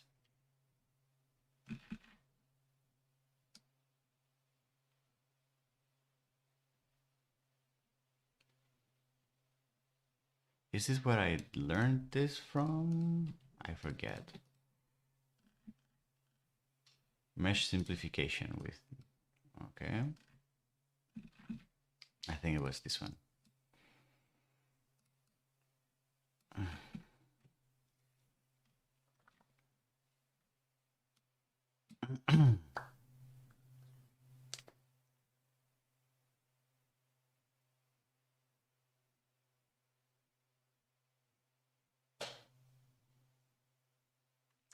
As I mentioned before, one of the most powerful things about this library is that it has a lot of functions and a lot of methods to perform topological changes to meshes. That means changing the shape, changing the amount of vertices, triangles with different optimizations, reductions, targets, remeshing. It's actually quite interesting and very powerful. If you want to learn more about what's possible, you can go to the tutorials. And for example, we're going to do an example right now that is derived from mesh simplification. So just simply removing vertices in a strategic way. And we will also do a few more examples about remeshing, for example. So what we're going to do now is we're going to write a component that takes a mesh, a D-mesh, and then given an amount of target vertices, it tries to reduce that mesh to that many vertices. So for example, we can see that the head that I have here has 502 vertices. And if we wanted to reduce it and make it more low poly, for example, to 100, we could use this component that I'm about to write right now. So, so how does this work? All right, so the way we're going to do that is by, I have created this C# script component that is taking a D-mesh. It takes an amount of target vertices and an integer, and it's going to spit out this mesh, the D-mesh, and it's going to also tell me the amount of vertices that it had before and the amount of vertices that it ends up after the simplification, okay, just to verify. The way we're going to do that is I'm going to open my editor here, and then I'm going to start with my algorithm as I typically do. So what I'm going to do is I'm going to say algorithm, and then I'm going to say, what I'm going to do is, first of all, I have the D mesh that is coming in, okay? What I would like to do is, first of all, I need to cast that D mesh to an object, because as we said before, this is a generic object. I need to cast it to a D mesh structure. Now, the second thing that I'm going to do is I'm going to clone the D mesh. All right, I'm going to clone it because since I'm going to modify it, what I may not want to do is to modify the original D mesh that is coming in from the Grasshopper component. It turns out that Grasshopper typically doesn't do this. It doesn't modify things that are coming from the inputs, because Grasshopper has a way of creating clones and making sure that you're not referencing original objects, but it only does that with Rhino and with Grasshopper types. If you have your own custom types, it doesn't do that. So that's why what I need to do is I need to make a clone of this to make sure that the modifications and the remeshings are happening on the clone and not on the original mesh that is coming from before the input. So the way to do that is I'm going to create another variable, dmesh3. I'm going to call it, actually, I'm going to call this one the cast, and I'm going to call this one dm. And that's going to be a new dmesh3 object. And if you start looking down, you can see that actually there is an overload for the constructor that takes a copy and allows you to create an empty one as a copy of a different one. So I'm going to use this. I'm going to say here cast, and then true, I want all of this. Yes, I want all of this. And now I have a new object that is a copy of the previous one that I had. That's pretty cool. Okay. Now, again, how do I know this? I know this because I've done some homework, I did some research, I went through the documentation, and I found that there was this method, and I also went through some trial and error, and I found out that if you make changes on the original copy, then you will make changes to the previous object, which led to some. So you don't need to do this. You don't need to know this out of the box, and any new library that you start working with, you will need to get familiar with how that library works, the documentation, etc., to make sure that you're using it correctly. Okay, so there's always like a little bit of a learning curve when it comes to working with new code that someone else is giving you. All right. Now, what I could do now is before I do anything, what I can do is I can make sure that I output how many vertices this mesh has just before I make any changes to it. So in my previous vertex count output, I'm going to output dm.vertex count. So whatever it is right now, I'm going to output it. And if I run this code, this should give me 502 like it did before. All right, cool. So what I'm going to do now is I'm going to reduce the mesh. The way this is done in G3 is that you create an object called a reducer, and I'm going to call this R, and I'm going to be equal to a new reducer object that needs a D3 mesh as an input. Okay? And then once I have created this reducer object loaded with the mesh, then to this reducer object, I can ask many things, many ways of doing reductions. And if you're curious, you can see fast collapse, blah, blah, blah, reduce to edge length, to triangle count, etc. And what I'm going to use for this one is to reduce this to a particular target vertex count. So that's going to be whatever is coming in from target vertices from the input. Again, how do I know this? Because I went through tutorials and I found out that this is how it works. All right. Beautiful. And then the outputs are going to be the mesh out. It's going to be this object that I have reduced, dm, and final vertex count is going to be dm.vertex count. All right. And if I do this and I run this code, you can see that I get the dmesh out, I get the previous vertex, and I get the final vertex count, which is now 100. All right.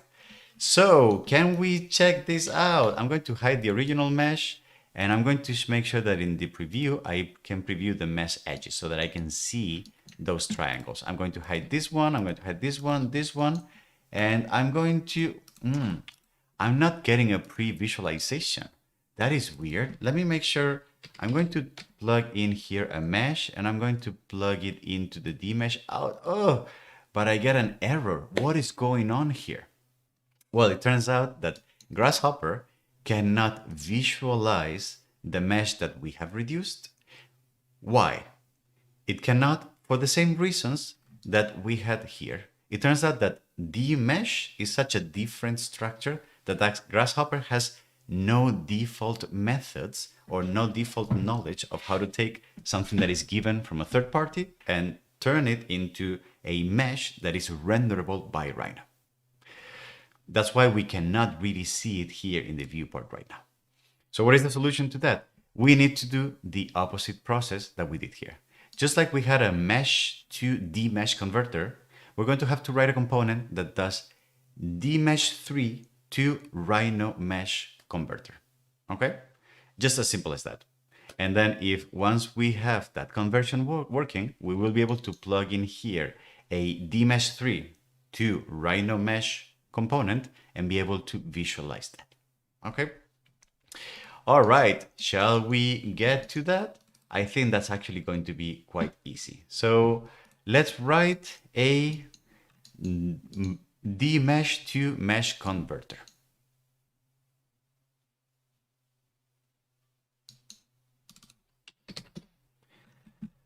All right.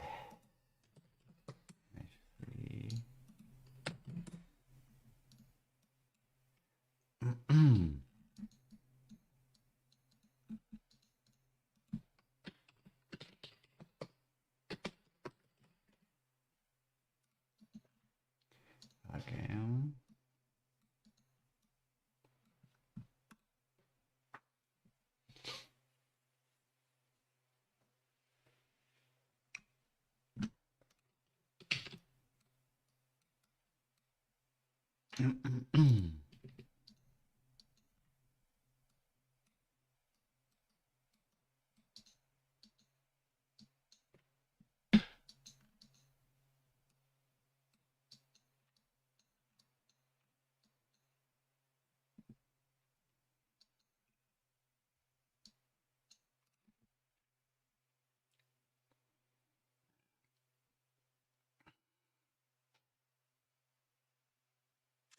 I have now created this C# script component that takes in a dmesh in, and I'm going to make sure that this is on the type system object, and it's going to spit out a regular mesh.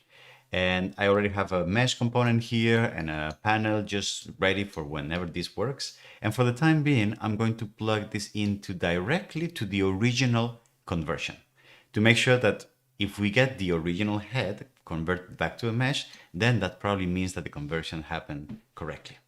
So how about we now write some code to go from a dmesh3 into a regular mesh. So as we typically do, I'm going to cast the object dm is going to be equal to dmesh3 from dmesh3, and I forgot to add the library, so I'm going to have to do using 3, and I'm going to add here the assembly, which I forgot to do, and this now works. And now here, what I would like to do is the opposite process. So I'm going to create a new mesh, and I'm going to create a new empty Rhino mesh. I'm going to copy all the vertices, I'm going to copy all the faces, and then I'm going to spit that out through the component. All right. So I'm going to create a new mesh. Copy an empty Rhino mesh. So that's going to be a new mesh like this. All right. I'm going to copy all the vertices. So that's going to be for int I equals 0, I is less than dm dot vertex count I plus plus. And then what I probably want to do is I probably want to say if dm dot is vertex. So this is a check that we were doing because we were getting some problems with some vertices that were not correctly copied. So this is just a check to make sure that the vertex is valid. All right.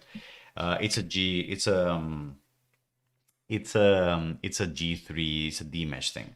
So what I'm going to do is I'm going to copy the vector. So dm dot get vertex. I'm going to get the vertex at position, get vertex at position I, and you can see how the return type is a vector 3D, but remember it's a G3 vector 3D, not a Rhino common one. All right, and then what I need to do now is to the original mesh M to vertices, I want to add a vertex at coordinates X, Y, Z. So that's going to be v dot X, v dot Y, and for the and v dot Z. And you can see that for the G3 vector 3D class is not uppercase, but it's lowercase. All right. All right. So I have copied all the vertices. Now I can just copy all the faces. So same thing for I, int I equals 0, I is less than dm triangle count I plus plus, and then this is going to be equal, and then if dm is triangle, just checking in, and actually this is probably parentheses. If dm, if this is a triangle, then what I'm going to do is I'm going to retrieve the index of the triangle. So I'm going to say dm dot get triangle at position I, but you can see that the return type is this weird thing called index 3i.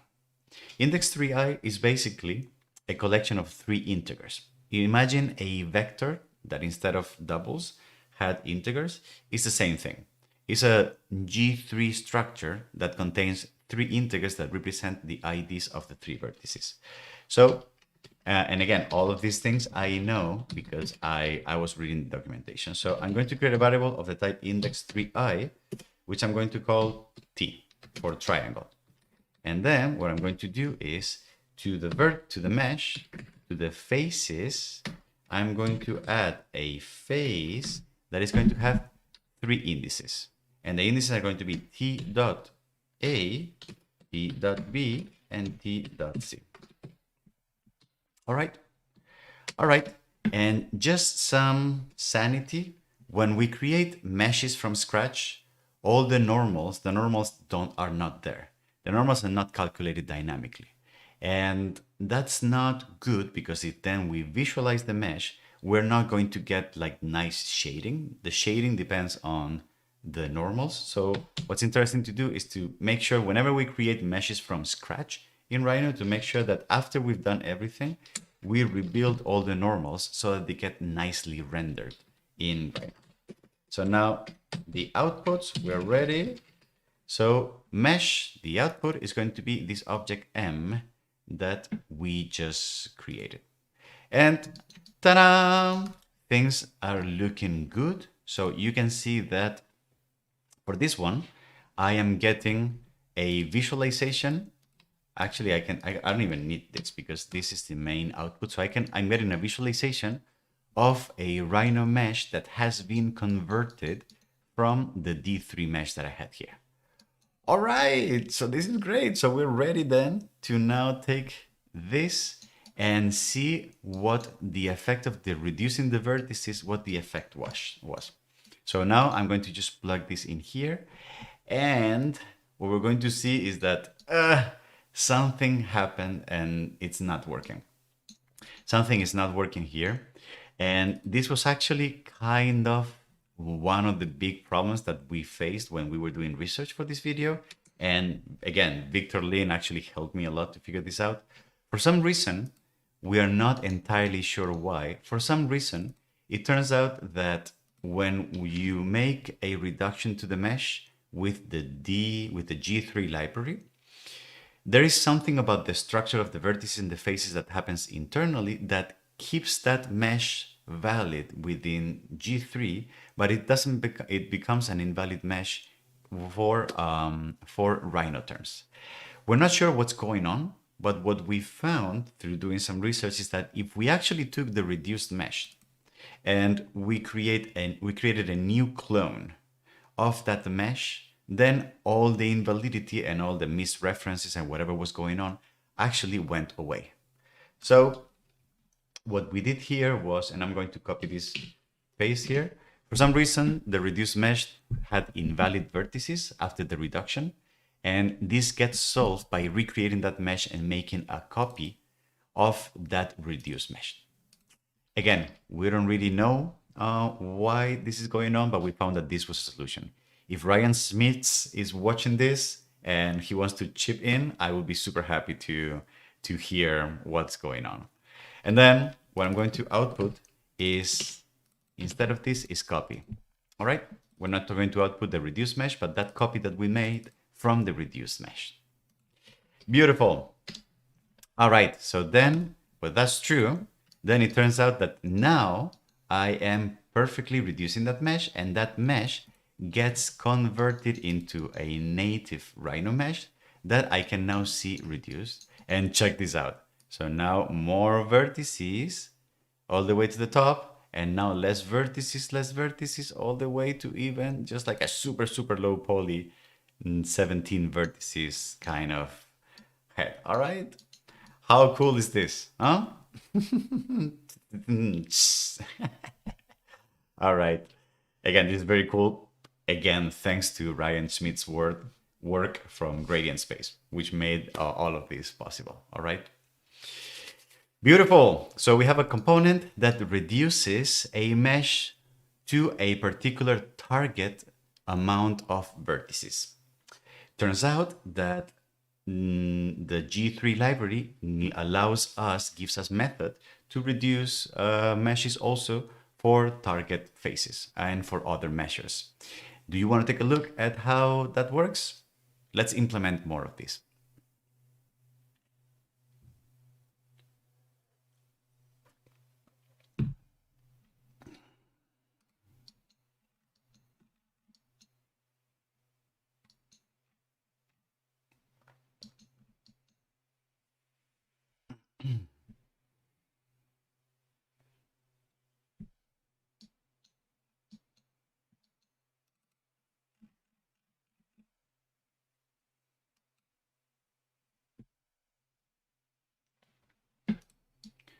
Okay. We're going to do reduce triangles.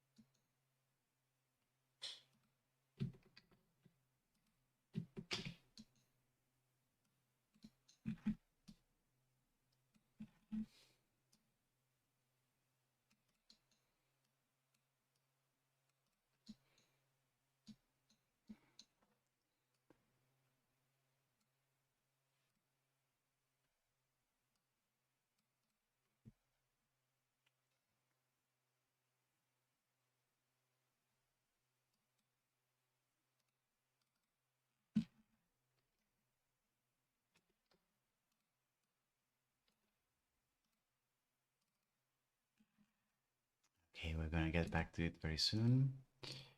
Okay, these ones I'm not gonna walk through them because it's basically the same thing.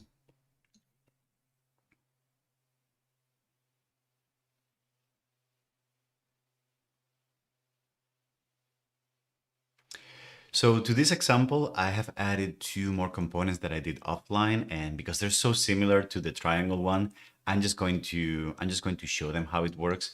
One of them is a mesh reduce triangle. So this one is the same as the vertices, but instead of target vertices, what we get is how many triangles do we want to end up with? And remember, this mesh right now has 1,000 triangles. But if I reduce the count of triangles, you can see how all of a sudden I start getting a very similar effect. I get a low polygon version of the face, right? All the way down to 4 triangles or even 3 triangles and 0 triangles. So the minimum is basically these 4 triangles. This is the most oversimplified version of my head, really, which is kind of cool. And you can see that the code is the exact same thing. So we're casting, we are avoiding, we're cloning the object so that we avoid changes to the original one. We reduce it, but instead of using vertices, we use triangles. And then we clone the object again to avoid invalid vertices. All right. And that's the one that I'm plugging in here. And there's a similar one that is called mesh reduce edges. And the idea is that you can create a very similar reduction where what you do set is the minimum edge length. So what you're basically saying is I'm going to keep all the triangles whose edge is longer than a particular value. So I'm going to plug this in here in the visualizer.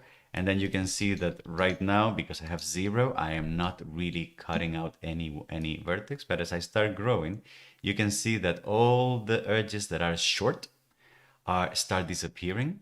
And then my head only remains with very large triangles. All right. So that could be also an interesting operation if you are interested in that. Okay. So these are 3 different ways of reducing the mesh. Now, when I say reducing, I mean reduction, because what these three components are doing, so the algorithms that are fueling these three components, what is happening really underneath is that the actual topology, well, topology might not be the right word, but the mesh in itself, when it gets reduced, the only thing that these components are doing when reducing the mesh is removing elements from the mesh. So it's either removing vertices or removing faces or removing edges. But anything that remains after the reduction is actually not changed from the original. So when you reduce vertices, what you do is you keep original vertices, but you're not moving those vertices around to reshape the mesh. So for example, you're not really redistributing the meshes so that the triangles are more homogeneous or something like that. It's more just a simple culling, if you will, which is good because it's a very fast operation. But if we actually wanted to be to make more drastic changes in the meshes, so for example, redistribute the vertices so that they look more homogeneous. So you can see that in this mesh, some triangles are really big here and some triangles are very small here. So maybe we want to come up with ways of remeshing things in a way that makes the distribution of triangles more homogeneous. So G3, the library, gives us also ways of doing that. So the last component that we're going to write is going to be a remesher, and that is going to accept some targets, and then it's going to basically change the whole topology of the mesh to adapt to those targets. Let me show you what that's going to look like.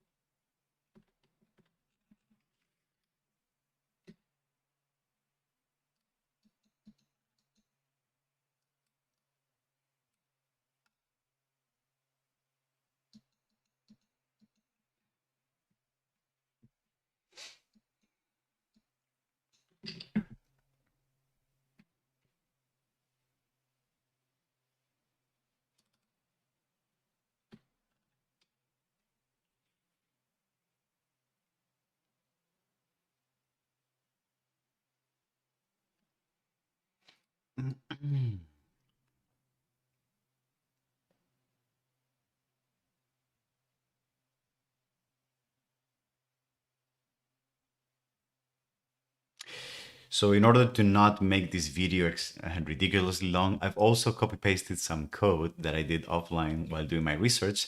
And I created this component that is called mesh remesher. As usual, it's also used in the Geometry 3 library. It takes in a dmesh input, right? And then what it takes us also as an input in order to work is basically a target edge length, and then how many passes do we want to do in terms of refinement. What this component will try to do is it will try to take your original mesh and it will try to redistribute. And I'm not even sure if it creates more or less vertices. I'm actually not sure about that. But what we will try to do is redistribute all those vertices so that the length of the edges of the faces is as homogeneous as possible. The result of this is that we will have a mesh that will look like all the triangles are almost the same size, more or less. But it's actually a really nice practice, especially if you're going to be using these things for like 3D printing, etc., etc. The target length is how big those lengths are going to try to be for the edges. And if we're setting the edge length, now that I don't think about it, it's probably going to need to add more vertices for sure. So that's, and the amount of passes is how many iterations of this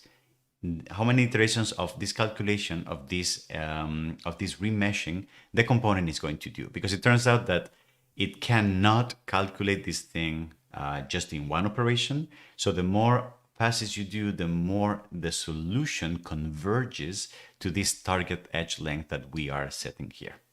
So how does that code look like? Very, very similar to everything that we've done before. We cast the object from a general object. We copy it to avoid making changes to the mesh that is coming from the previous component, and then we remesh it. And here is where the difference is. Before, we were using a reducer class that was loaded with the mesh. In this case, we're using a remesher class that is also loaded with the mesh. What happens internally, why they're different, I'm gonna let you check the open source code. But long story short, there are a few parameters that you can tweak, so you can choose whether if you want to prevent flipping in the normals, and whether if the target is an edge length, the amount of vertices, whatever that is. Here, I'm going to be setting the edge length as the target. And then with a simple for loop, what I'm going to do is I'm going to run a remeshing pass as many times as the input here. So it's just a simple loop that is calling basic remesh a bunch of times. And after that, just like we had before, I am cloning, I'm copying that mesh again, because we were having the problems of the invalid vertices. Okay, and it gets output. So let me show you how this looks. So if I get passes 0, you can see that the mesh doesn't really change. But if I start cranking this up, one mesh, 1 over 1, 2, 3, 4, 5, 6, 7, 8, 9, 10, you can see how the triangles in my head start becoming very homogeneous, even though also my face is kind of, let me bake this to make sure. Can we bake this? Yes, I'm going to bake this. This is my remeshed head, and this is my original head, which I'm going to copy somewhere here. All right. Can you see the difference between the both of them? My original one has triangles all over the place, and this one has triangles that are fairly homogeneous, more or less. I'm losing resolution on my nose, I'm losing resolution on my ears, but so it implicitly it has like a kind of a smoothing effect that could also be interesting depending on what you are trying to do. All right, but the more passes, the better. And then to make sure that this target length is correct, something that I can do is I can analyze my mesh with the component that I created before. And you can see that the minimum edge length in this case is 0.1. The average is 0.14, which is pretty close to the target that we set. So that's great. And the maximum is 34. So the range is pretty small too. And you can see that the amount of vertices and triangles and edges has increased from the original one, which is also kind of interesting. So this is giving us an algorithm that is changing drastically the topology of that mesh. All right, beautiful. And I think with that, this is probably enough for this video. The whole purpose of this video was to illustrate the idea of taking an assembly, taking a repository, taking a bunch of code that has been provided to us as an assembly from open source or from maybe a library that we license and we pay for it for commercial use, whatever that's coming from, but being able to import that library and use it to our advantage in some other platform. You can see that because it's C#, it's very easy to bring in and to use. We just need to be wary that, for example, in the case of meshes, we needed to do translations between Rhino meshes and D3 meshes in both ways, right? And we also needed to be wary that there are certain ways the third party works. So we need to read the tutorials, we need to read documentation to make sure that we know what we're doing, kind of. But that was pretty much it. I did not want to get into how mesh simplification, mesh reduction, or mesh remeshing actually works. That's a whole other beast, okay? Then people smarter than me, like Ryan Schmidt, could probably talk much better about that. So beautiful. So that was it for today. I hope this was fun, and I hope you found this interesting. And now my invitation to you is to go out there and check out in the wild what libraries for C# are available out there that you think could be interesting to wrap up into your own plugins, your own components, bring into Grasshopper, use them, etc., etc. Always remember that people who are putting effort in making open source contributions are humans. So credit, if they require it, is a very good thing to give them. Even if they ask you to not use their code for commercial purposes and license it, that's please also use fair practices for that. All those things are very important to keep in mind. Okay. And with that, this video is done. Thank you very much for being here. If you thought the video was useful, maybe consider subscribing to the channel, maybe liking the video, maybe turning on notifications, you know, all those modern YouTube things that we do these days. Thank you very much and see you on the next video. Bye bye.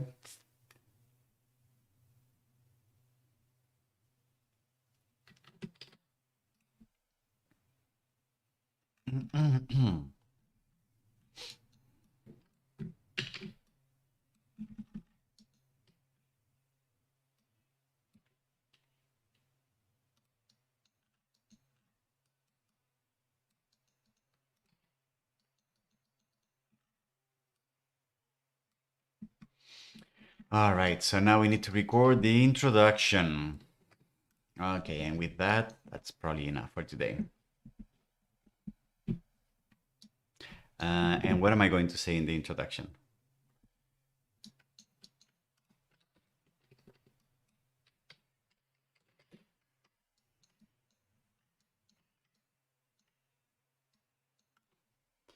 All right.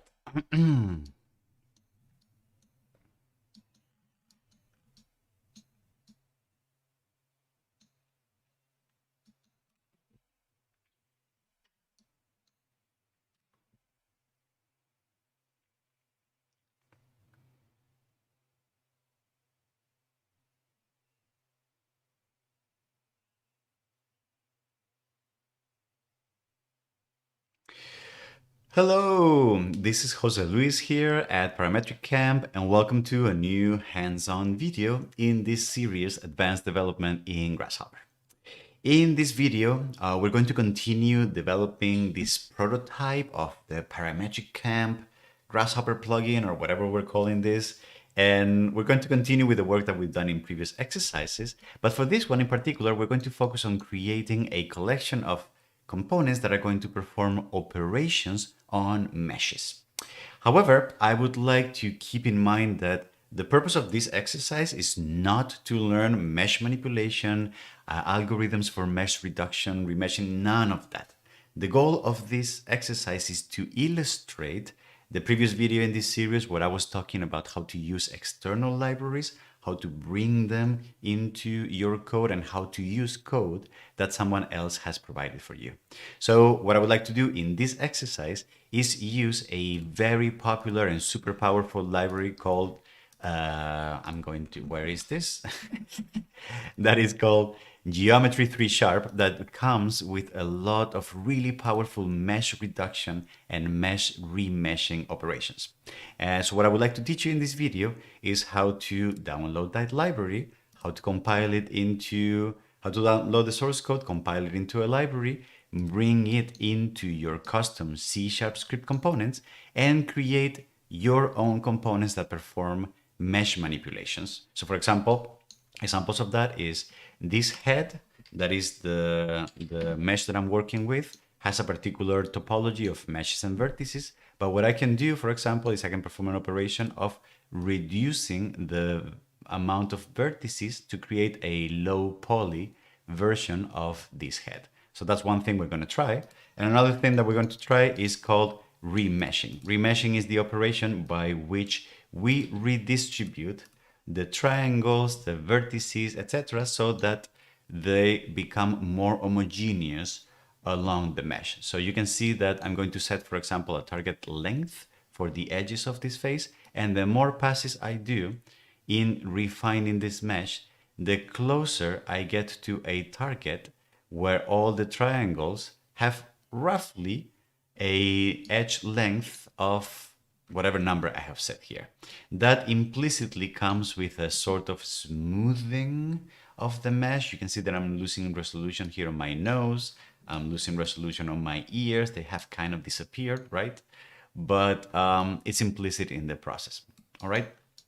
What's interesting is that we're going to learn a lot about using this library called G3 that comes with these objects called dmesh3 that contain all these powerful ways of remeshing and reducing themselves.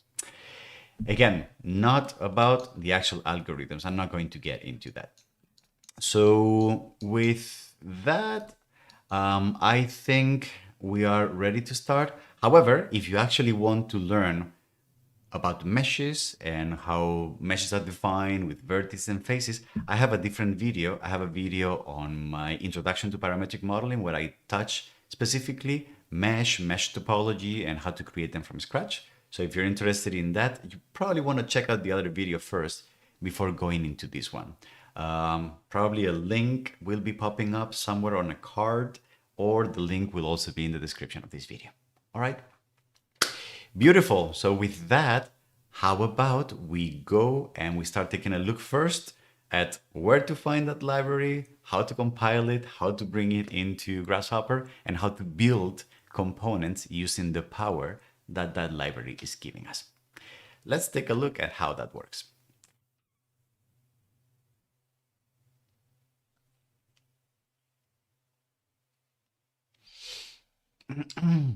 All right.